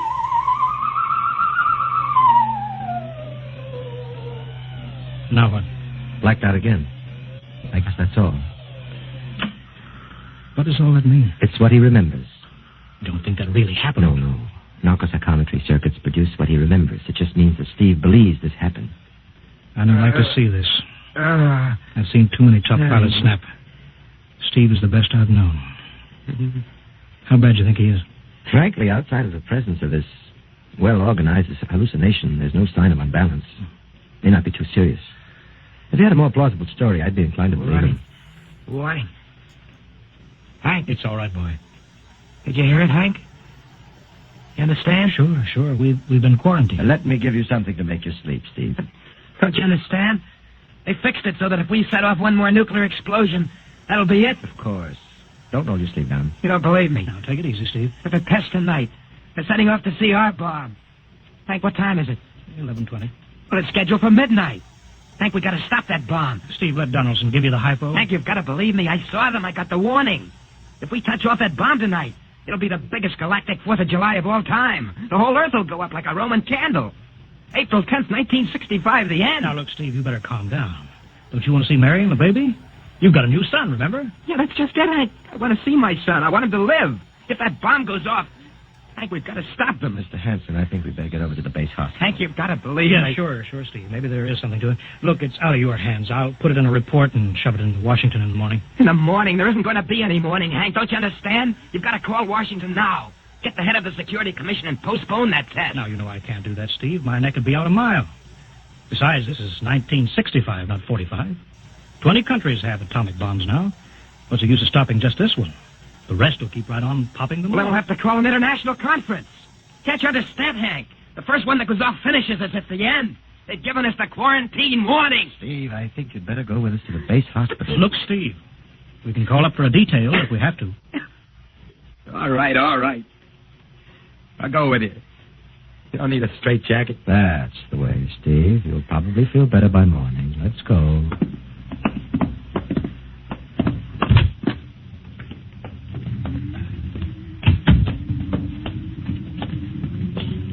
Well, Steve, tomorrow I'll drive you over to the hospital to see Mary and the kid. Sure. Look at the ship under the floodlights. Pretty, huh? You'll be flying her again soon, don't you worry. Yeah, I guess so. What you doing out in the line? They refueling? Yeah, we got Clausewitz coming in tomorrow from Denver for another test. Figure we give you a day off. That's good. That's Why? Steve, come back. Come on, Donaldson. Steve, wait. He's heading for the rocket. Look, there he goes up. That crazy fool. You can't get at him now. That covers armor glass. He's waving. Yeah, towards control. It's the radio. He needs the radio. Come on. I should have gotten help. Well, the radio still looks up here. Hello, Steve. Listen to me, Hank. You gotta call Washington now. Come out of that rocket, Steve. I'll call my men. Don't try anything, Hank. They refueled the rocket for tomorrow. Take it easy, Steve. Listen, you know what'll happen when I fire the rocket tubes down here? Steve, don't. It'll burn out every building for 5 miles. All of us in one big blast. Steve, what do you want? You've got to stop that bomb. You got to call Washington right now. They won't believe me. You make that call or I cut in the rocket. Now, I mean it, Hank. Now, hook my screen to yours in parallel. I want to see exactly what you're doing. All right. Just don't fire those rockets. Get going, Hank. You got 12 minutes to make that call and stop that bomb. All right, I'm making the parallel hookup right now. Donaldson, you think he'll really blast? I don't know. Up to now, I'd almost say it was normal, but now he's liable to do anything, Hanson. Steve, there. You getting it on your screen? Yeah. Now, put that call through. All right.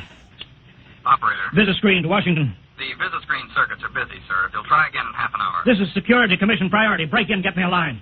Yes, sir. Just a moment, please. 10 minutes, Hank. Listen, Steve, I'm trying. We're ready to take your call, sir. Washington, Security Commission 3. This is urgent. I want Undersecretary Herbert Ames. Washington 3. 1 moment, please. Hurry, will you? 1 moment, please. What time is it, Donaldson? 11:51. Do you think he'll fire those rockets? He might. Washington, This is screen 3. Mr. Herbert Ames, please. that is a coded exchange. I cannot accept your call without clearance. Get it through, Hank. Listen, Washington, put it through. This is Mr. Hanson at San Marco Air Base. This is a priority call. I'm coded. 1 moment, please. I will check your code number. Get that through, Hank, and that bomb goes off at 12. Will you be reasonable, Steve? Your call has cleared, San Marco. Washington, this is screen 3. Herbert Ames, please. Security Commission Ames. Listen, Ames. Hello, Hank. Ames, you got to get me to the chief. Are you kidding? He's at the test control room. Yes, I know, but get him for me. What's up? You look lousy. Or is it a bad circuit? There's no time. I've got to get him before the test.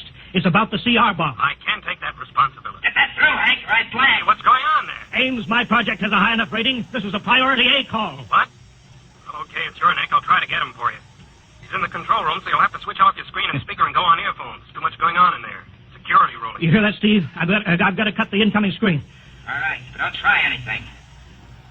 8 minutes, Hank. Hello. Hello. What? You got him, Hank? Yes. This is Hanson at San Marco. No, sir. Priority A request to cancel the bomb test. No, I'm serious. This is deadly serious. We sent the X2 JTR up today to the outer limit. We uncovered evidence. Yes, on the automatic instruments. What's that? No, possible chain reaction. No, I can't tell you the whole story. There isn't time here. Yes, I'll bring the readings into Washington in the morning. You've got to postpone the test till you see them. Look, I've worked on contracts for the Commission for 10 years. Yes, I have complete confidence in my information. You can record that. All right, I'll call you back immediately. Bye. Hank? He's agreed to cancel, Steve. The bomb won't go off. All right, boy. You can come down out of that ship.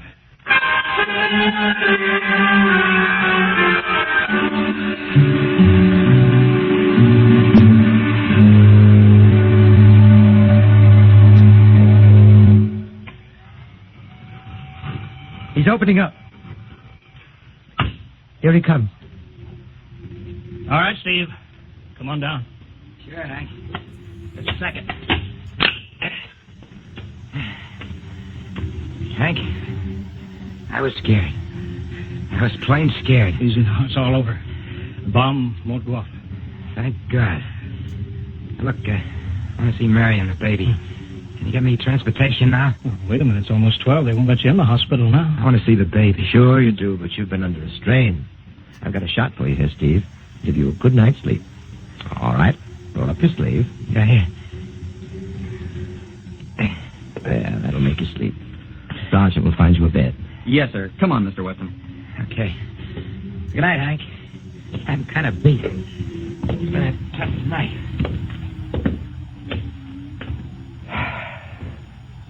It sure has. I thought for a minute he was going to blast those rockets and send us all to Kingdom Come. Yeah. Quite a stunt getting the ray bomb test called off. It isn't called off. But the chief said... Ames couldn't get the chief. I was talking to a dead circuit.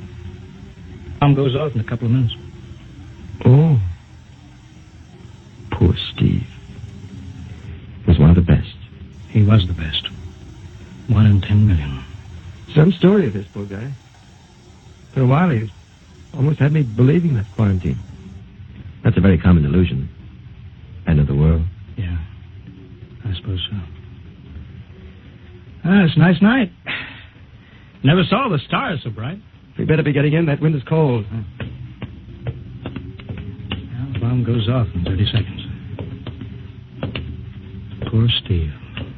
You know, Hanson, there's just one thing. Yeah? It's outside my field, but I'm curious. How did he keep that ship in the air for 10 hours with only 10 minutes fuel?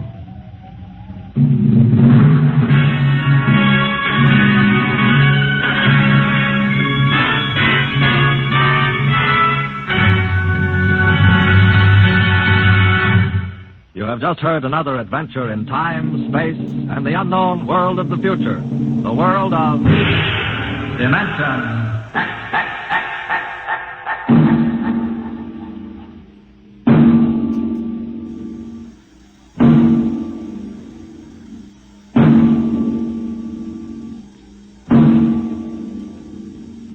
Next week, a star of the future appearing on the program of the future, Dimension X. Next week, Miss Nancy Olson, the talented young actress whose performance in Sunset Boulevard marks her as one of Hollywood's most promising young actresses, becomes the first of a group of rising young artists of stage and screen who have been invited to make an appearance in this series. So listen then for Hello Tomorrow, starring Nancy Olson on Dimension X.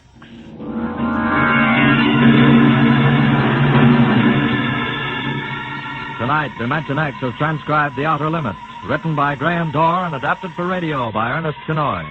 Featured in the cast were Wendell Holmes as Hanson, Joseph Julian as Steve, and Joe DeSantis as Donaldson. Your host was Norman Rose. Music by Albert Berman, engineer Bill Chambers. Dimension X is produced by Van Woodward and directed by Edward King.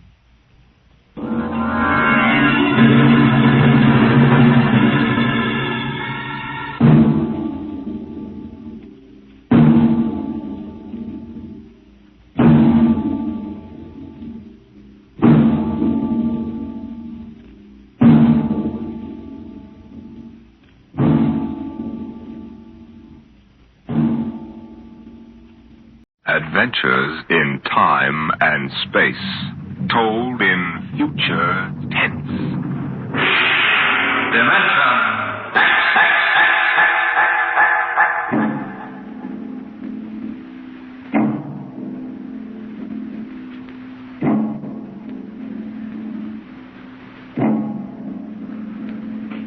Out of the infinitude of stars and planets in the solar system and other systems in the universe, it is almost mathematically certain that there exist other forms of life on other worlds.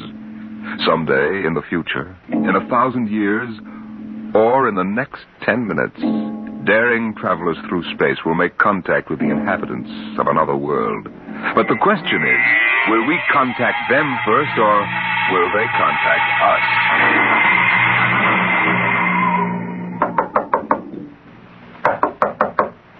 Come in.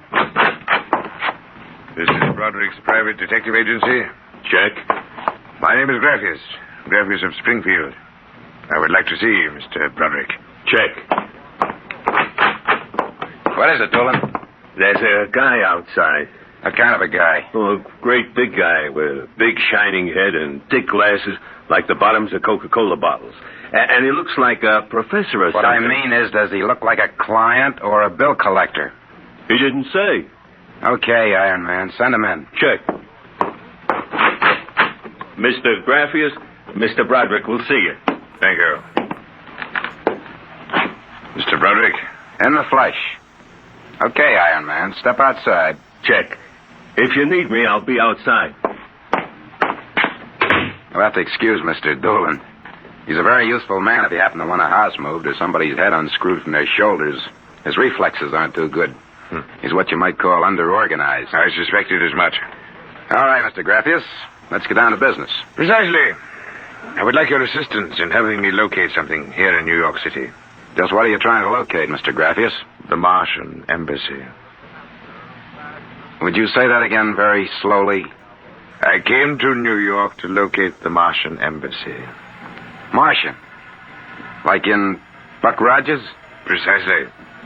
Agents of the government of the planet of Mars. Dolan! What's the trouble, boss? Throw him out. He's a crackpot. Of course, if you wish me to leave, I will leave. But before I go, you might examine this. You'll find it quite authentic. Holy mackerel. A 5th-century note. Let me see that. Sit down, Mr. Graffius. Sit down. Make yourself comfortable. Dolan, get Mr. Graffius a light. Check. Okay, Mr. Graffius. Your remarks about our speckled friends, the Martians, I shall ignore. This being the year 1955, I assume you were joking. On the contrary, I'm completely serious. As it happens, I'm interested only in Martians at the moment. I see. Okay, shoot. It occurred to me in the course of my studies that we Earth people cannot possibly be the only intelligent form of life in the universe. Out of the infinitude of stars and planets, there must definitely, mathematically, be others. Since Mars is older geologically, and since it is also an atmospheric planet, its evolutionary history could easily be similar to ours. You follow me? Well, so far, I can't say no. But if this is true, then they must have been watching us, observing us, for hundreds, possibly thousands of years. What for, blackmail? Shut up, Dolan. They know, then, that we are not far from achieving space travel. Atomic rocket ships that can travel to other planets. They also know we're a militaristic, warlike race. We might conceivably set out to conquer and occupy Mars one day. In which case, they'd try to get the jump on it. Precisely, Mr. Bradbury. And how would they do that? For a civilization as old as theirs, space travel would be a simple enough matter. Flying saucers. I read about it. Relax, Iron Man. Go on, Mr. Graphius. If you were planning to attack an unknown nation, what would be your first move, Mr. Broderick? Intelligence. Find out what the odds are. You have a very logical mind, sir. You would send agents to scout the nerve centers of earthly civilization and advancement. Not in Kansas City or equatorial Africa, my dear sir, but here in New York City. The most technically advanced spot on Earth. Uh-huh. And, you want me to help you prove this theory of yours? Precisely. Expense does not interest me. Well, this may take a very long, long time, Mr. Graphius. After all, nobody's ever seen a Martian. I assure you, they will be very ordinary-appearing people. Very likely they live together in downtown New York, close to the newspapers and publishers, the news cables, communication centers, and the financial center of Wall Street. Most certainly, they live in a private house with no servants to pry into their affairs. Some ordinary people who live in a private house in downtown New York. Yes. I might just as well look up Martians in the classified section of the phone book. There is one other lead which might help you. What's that? They would be almost certain to subscribe to every conceivable type of newspaper, scientific journal, foreign language publication. Mm-hmm. Well, that might be something. Okay, Mr. Graphius. It's a deal. Excellent. I shall contact you tomorrow. Oh, before you leave. Yes? Just as a matter of interest. Why are you so interested in meeting up with these Martians? Mr. Broderick, I wish to avert the catastrophe of a successful Martian invasion of the Earth. Naturally, I cannot go to the police or the military. I'd be laughed out of existence. So I'm doing this privately. You seem to know all the answers, Mr. Graphius. Not all of them, Mr. Broderick. Not quite all the answers. Not quite yet.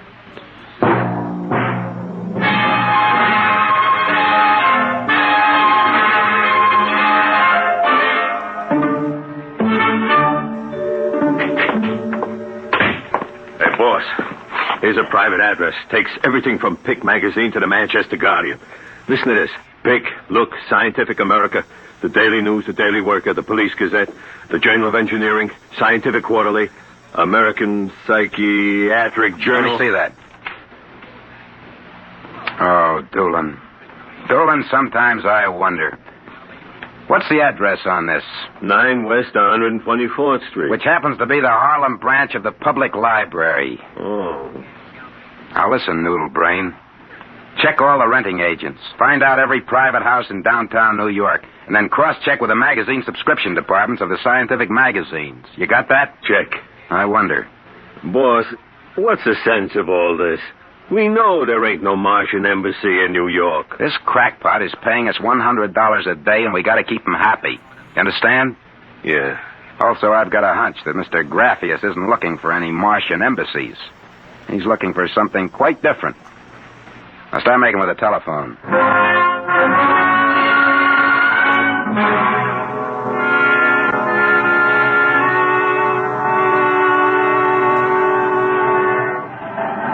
Which house is it, Dolan? Right down there. Number 108.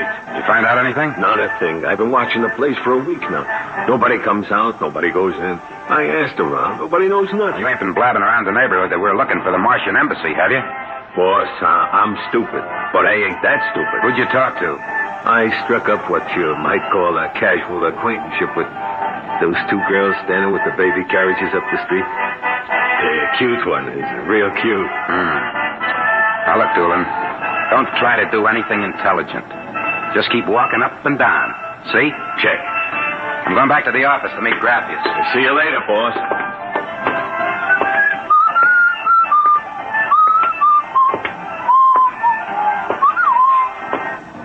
Hiya, beautiful. Hiya, Flatfoot. How did you know I was a detective? Your socks are bagging at the arches. Well, stick around, beautiful. I'll be back in a few minutes, and we can make some beautiful music together. Listen to Romeo, Helen. The name is Doolin, honey. Iron Man Doolin. Your line is getting rusty, Iron Man. What do you want to fool around with him for? He reminds me of my husband. Just a big, good-natured slob. Helen, look. Oh, hey, Doolin! Doolin, look out! Look out!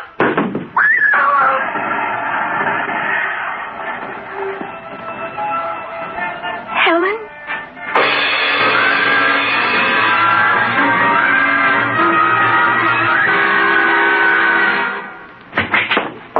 Sorry to keep you waiting, Mr. Grappius. Not at all. Doolin found a house down in Greenwich Village, privately rented. Number 108 Conklin Street. Nobody seems to know anything about who lives there, except that they subscribe to every paper and scientific journal put out. And also they have a peculiar antenna on the roof. You don't suppose your Mr. Doolin will try to get inside the house? No, he knows better. Mr. Broderick, I assure you, if that place is the Martian Embassy... Doolin can take care of himself. Still, I wish you had informed me before. Well, that's probably him reporting back now. Excuse me. Hello? Yeah, speaking.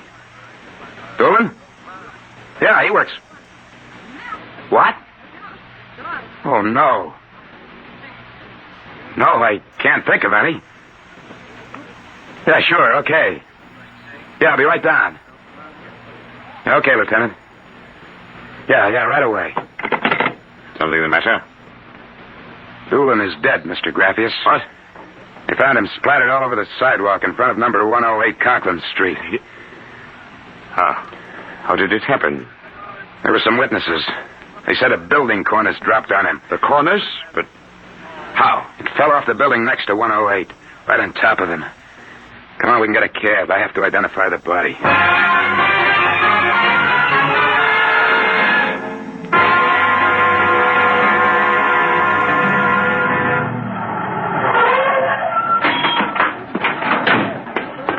Lieutenant, I'm Broderick. Oh, well, there's your boy, Broderick. Not very pretty. Oh, Mother in heaven. That's a 1,000-pound hunk of concrete. Where did it come from? Dropped off the roof of 106. Anybody see it? Yes, a couple of maids pushing baby carriages. One was so shaken we had to send her to the hospital. The other one is hysterical, but she can talk. Can't seem to get any sense out of her, though. You mind if I talk to her? Not at all. I'll be back in a minute, Grappius. I'll wait here. She's standing right over there with a patrolman on the beat. Hanson. Yes, sir? This guy wants a few questions with the girl. Please, I told you what I saw. How many times I gotta tell you? Yes, the dead man was a personal friend of mine. Would you tell me what happened, please? Helen and I were standing in front of Rathman's candy store up on the corner.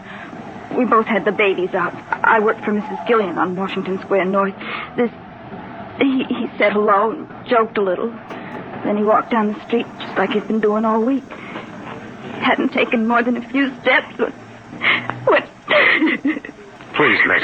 It's very important. I tell them, but they don't believe me. What do you tell them? How it happened. Tell me. It's too awful. Please.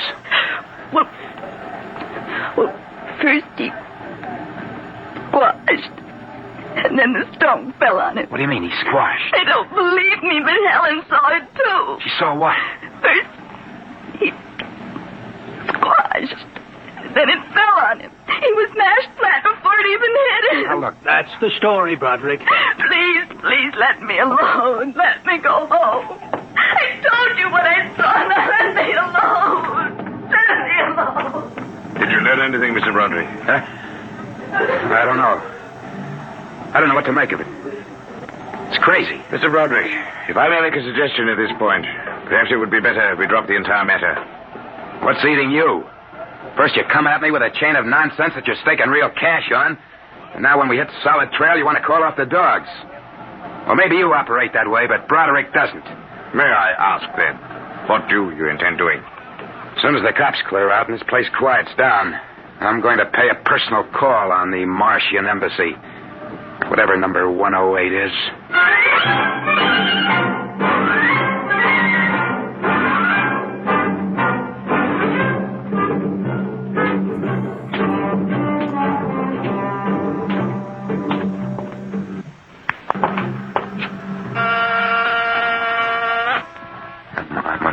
better open that door. Got 2 heads or 10 fingers, and I'll drill you like a platoon of rookies. Yes? Oh. Well, young man, Excuse me, ma'am. Is the lady of the house at home? I'm the lady of the house. Well, my name is Broderick. I represent the Manhattan Child Adoption Center. We're soliciting funds and clothing for stranded and unadopted children. I wondered if... Oh, won't you come inside? Well, we don't Oh, usually... nonsense. I'm old enough to be your grandmother. Besides, my son, Lauren, is working at home. Your son? He's a bibliographer. He writes summaries of articles and books from scientific journals and publications for libraries and universities. I see. Well, sit down, Mr. Broderick. We get so few calls, and I do like to visit. Oh, thank you. Now, what was it you wanted to talk to us about? Oh, well, I wondered if you or your son... There's nobody else living here. No, just Lauren and I. I'll have to ask him about the contribution, but I'm sure he'd like to. Good. Thank you very much. I'll send a representative to collect... Oh, please, stay a moment. I was just about to have tea. Let me pour you a cup. Oh, no, thanks, really. No, young man, I insist. Well, thank you. I was getting awfully tired of having tea by myself every afternoon. You know, I'm not very much of a tea drinker, but this seems to have a strange taste. It's my own recipe. The secret is in the brewing. It's sweet. Yet almost metallic. It takes a few sips to get used to, like olives. Uh-huh. Well, I think I'd better be running along. Oh, but you haven't finished your tea, Mr. Broderick. I better be going. I'm late. Oh, you're not being very polite. Do finish your tea. No, really, I feel funny. Oh, I'll call Lauren. No, I'm leaving. I'm dizzy. Oh, I'm sure Lauren can help you. I'll call him. No. But I must. Besides, you aren't well. Gee. Lauren! Gotta get out. Lauren, hurry! Got it out of my way. No, you must stay. Yes, Mother? Struck my teeth. Let go my arm. Lauren! Let go! Gotta get out of here. What heaven? The other one, that Broderick, he was here. I drugged his tea. He got away. Fool, idiot. Go after him. Use the pressure ray. Risk another murder on our doorstep. Are you insane? What he suspects. We'll have to take our chances. We'll have to think of some other way. How did they find us? I don't know how, but I'm certain someone else sent them. Who? I don't know. I'm afraid to let myself think. It might be them.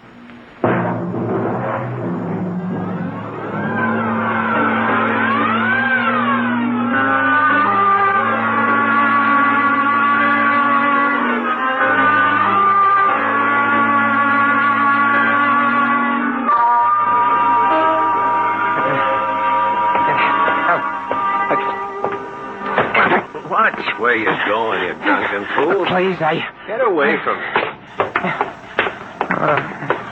Stay away from me. Look out. Miss, please. Let go of me. Help. Please. Help, officer. You don't understand. What's the trouble here? This drunkard is insulting people. I saw him come out of that house there. 108? That's the one. He bumped into a gentleman, and then he pulled at my arm. All right, miss. I'll take care of it. Come along, mister. I'm going to give you a break and take you back to the wife and kids. No, you can't. I'm sick. Sick, is it? What's the matter? Drugged. They drugged me. Who drugged you? Number 108. Martians. Who? Martians. Number 108. It's the Martian Embassy. Well, I've seen them with pink elephants, rabbits, and mice, but you're the first one who's got marks. That's true, I tell you. Come along. Now, listen. Don't take me back there. Don't kill me. Look, I gotta make you understand. Here, I'll help you up the steps. Please, my name is Broderick. I'm a private dick. We'll find out about this. Here, don't try it.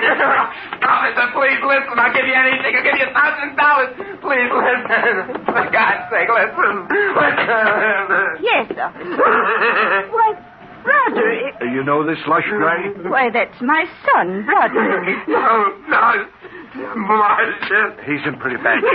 Get him to bed. Oh, dear. He was doing so well at the Alcoholic Society. He must have gotten off again. Looks like he's ready to pass out. Lauren! What is it, Mother?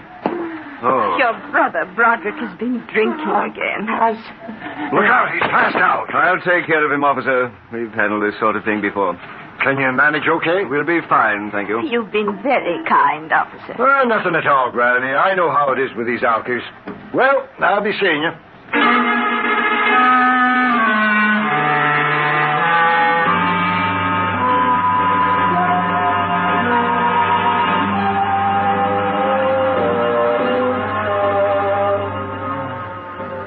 I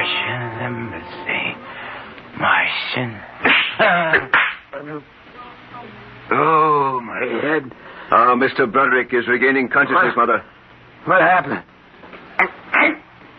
Oh, I can't get up. Do not struggle, Mr. Broderick. It'll be impossible for you to rise from that chair. The pressure from this ray will keep you there. Ray? What? Who are you? You've already guessed, Mr. Broderick. You mean this really is the... Martian Embassy, yes. You have the honor to be the first prisoner of the Imperial Government of Mars. First prisoner? Yes. After the invasion, of course, you will all be our prisoners. Hey, look. What sort of a business is this? No business, Mr. Broderick. As your people will soon find out. Our preparations for invasion are nearly completed now. As soon as we give the signal, our armed forces will launch a surprise attack. And then the Earth will be ours. You're crazy. Not half as mad as you, Mr. Broderick, to come muddling so foolishly into our affairs. That was a fatal mistake. So, Doolan's death was no accident, then? Assuredly not. We found it necessary to use a pressure ray on your friend. The block of concrete was an afterthought. We thought it might help to avert suspicion. All right. What happens now? If you cooperate, you can look forward to a quick, painless death like your friend, Mr. Doolan. If not? This pressure ray has many delicate adjustments. It can move a pin, or it can crush a boulder. Let me demonstrate.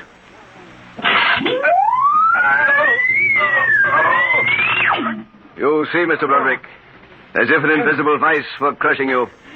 What do you want? The name of your client. We are interested in knowing who is so anxious to locate the Martian Embassy. The names of my clients are confidential. Well? All right. Turn it off, Mother. Mr. Broderick has seen the wisdom of speech. His name is Graphius. Graphius? Yeah. An unusual name for an Earthman. Describe him. Well, I don't know if I really can. Mother. Describe him. He's tall. Got a big forehead. And about 60. He wears thick glasses. He's bald. Lawrence, sounds like one of them. Yes, it does. Contact the planet. Tell them we suspect that our plans are known. Ask for an acceleration of invasion day. At once. What about me? I am sorry, Mr. Broderick, but I am afraid you know too much now. In exactly 5 seconds, you will feel the full impact of the ray which faces you. I would suggest that you relax and meet your fate calmly. Now, wait a minute. You will feel no pain, just a wall of force engulfing you. Listen, 5. No, you can't do this. 4. This isn't human. I know, but we are not human. 3. Yeah, but... 2. No. 1. Mother in heaven. Now. Lawrence. It didn't work. Something's happened. The magnetic field is dead. Get it working. We've got to get rid of this one. Now, listen. Listen, you quiet. I can't understand what's gone wrong with the ray. Why would it suddenly stop like that? Perhaps I can explain. What? Graphius. It's you. Yes. Lawrence. Stand back from the pressure ray, please. It will not function anyway. I have decontrolled your field. Lawrence, it's one of them. They've found us. Did you think we wouldn't? I trust you have not harmed my friend, Mr. Broderick. He's been very useful to me. Brother, am I very glad to see you. Talk about the Marines landing in the nick of time. You're free to move now, Mr. Broderick. I don't know how you got in here, Graphius, but stick around. These babies are really Martians, just like you said. They're planning to invade the Earth and take over. There will be no Martian invasion. You keep these characters covered. I'll get the police. There will be no need for the police. I intend to handle them myself. But the police will... Do not call the police. Why not? You fool of an Earthling. Don't you realize with whom you are dealing? The invasion of Earth by Mars will be like child's play compared... Lawrence! Holy mackerel. They just flattened out. Like your friend, Mr. Doolan. I detest the use of violence where the intellect can rule. But unfortunately, the Martians are a threat to us. It must be destroyed. I believe you now. Another 5 seconds, they'd have finished me. I'm glad you didn't waste any time. There is little time to waste. The Martian invasion was to have taken place next week. Yeah, Hey, they never said that. How do you know? You would not comprehend. Wait a minute. There are some things here I do understand. A second ago, that pressure ray didn't work. Now you're using it like it was a toy. How did you get in here, anyway? Who are you? Another one of those Martians? No, Mr. Broderick. I happen to be a Venusian. What? A representative of the planet Venus. Venus? That's impossible. Not at all. The Martians are really an inferior race. We Venusians are much farther advanced. As much as we are over you, Mr. Broderick. The Martians would simply have conquered and enslaved your people. We Venusians felt compelled to exterminate you completely. That's impossible. Oh, no. Now that we have disposed of the Martian threat, what is there to stop us? Our invasion begins tomorrow at noon. By nightfall, the Earth will be ours. Brother in heaven. You know I'm completely cuckoo. No, all this is really on the level. You needn't edge toward the door, Mr. Broderick. You're thinking of running for help, aren't you now? I can read your thoughts quite clearly. Suppose you're going to knock me off like our Martian friends. On the contrary. Go ahead. Leave? Why not? Why don't you try it, Mr. Broderick? Because the minute I turn my back, you're going to let me have it. Suppose you try it and see. I've no interest in stopping you. Go ahead. All right, Buster, you ass wet. It will do you no good. No good! You'll see! You let me go. Here, why do you think you're running, Tom? Hey, officer, listen to me. Oh, it's you, the one with the mask. Yeah, that's right. Now, listen. That story is true. They're inside that house, inside number 108. He killed them. Who killed? Graphius. He's the leader of the Venusian invasion. Venusian invasion? That's right. Tomorrow at noon, they're going to take over the Earth. Now, listen. Go in that house. Martians, now Venusians, eh? Okay, that's enough for me. Come along. Good. We haven't got much time. Hey, wait. Where are you taking me? Bellevue Psychiatric Ward, my friend. Come on. Bellevue, no! Oh, come on. No! Why don't you listen to me? Why are you such a fool? Let go of me! Here, Looney is the bed bug. Come on! No! I tell you, there's going to be an invasion! The Venusians are going to invade us, don't you understand? You gotta believe me! You gotta believe me! All right. Oh, why don't they listen? Why don't they believe me?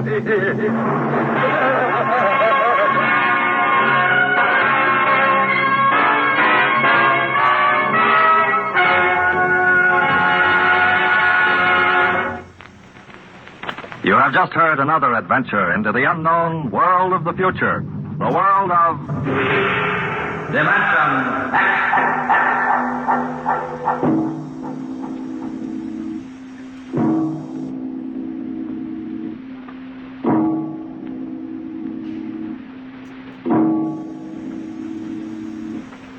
Next week, the story of Riesling, the strange blind singer of the spaceways.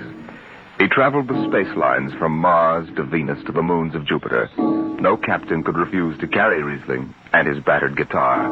He sang of all the wonders of the galaxy, but his greatest song was of the sight he would never see, the green hills of Earth.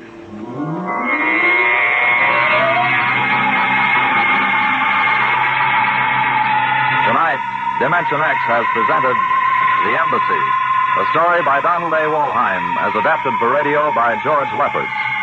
Joseph Julian was heard as Broderick, Barry Kroger as Graphius.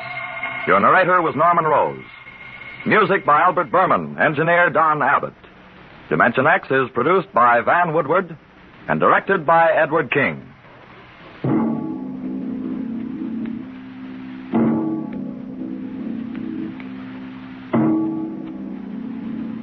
Tomorrow, hear High Adventure. Now it's Truth or Consequences on NBC.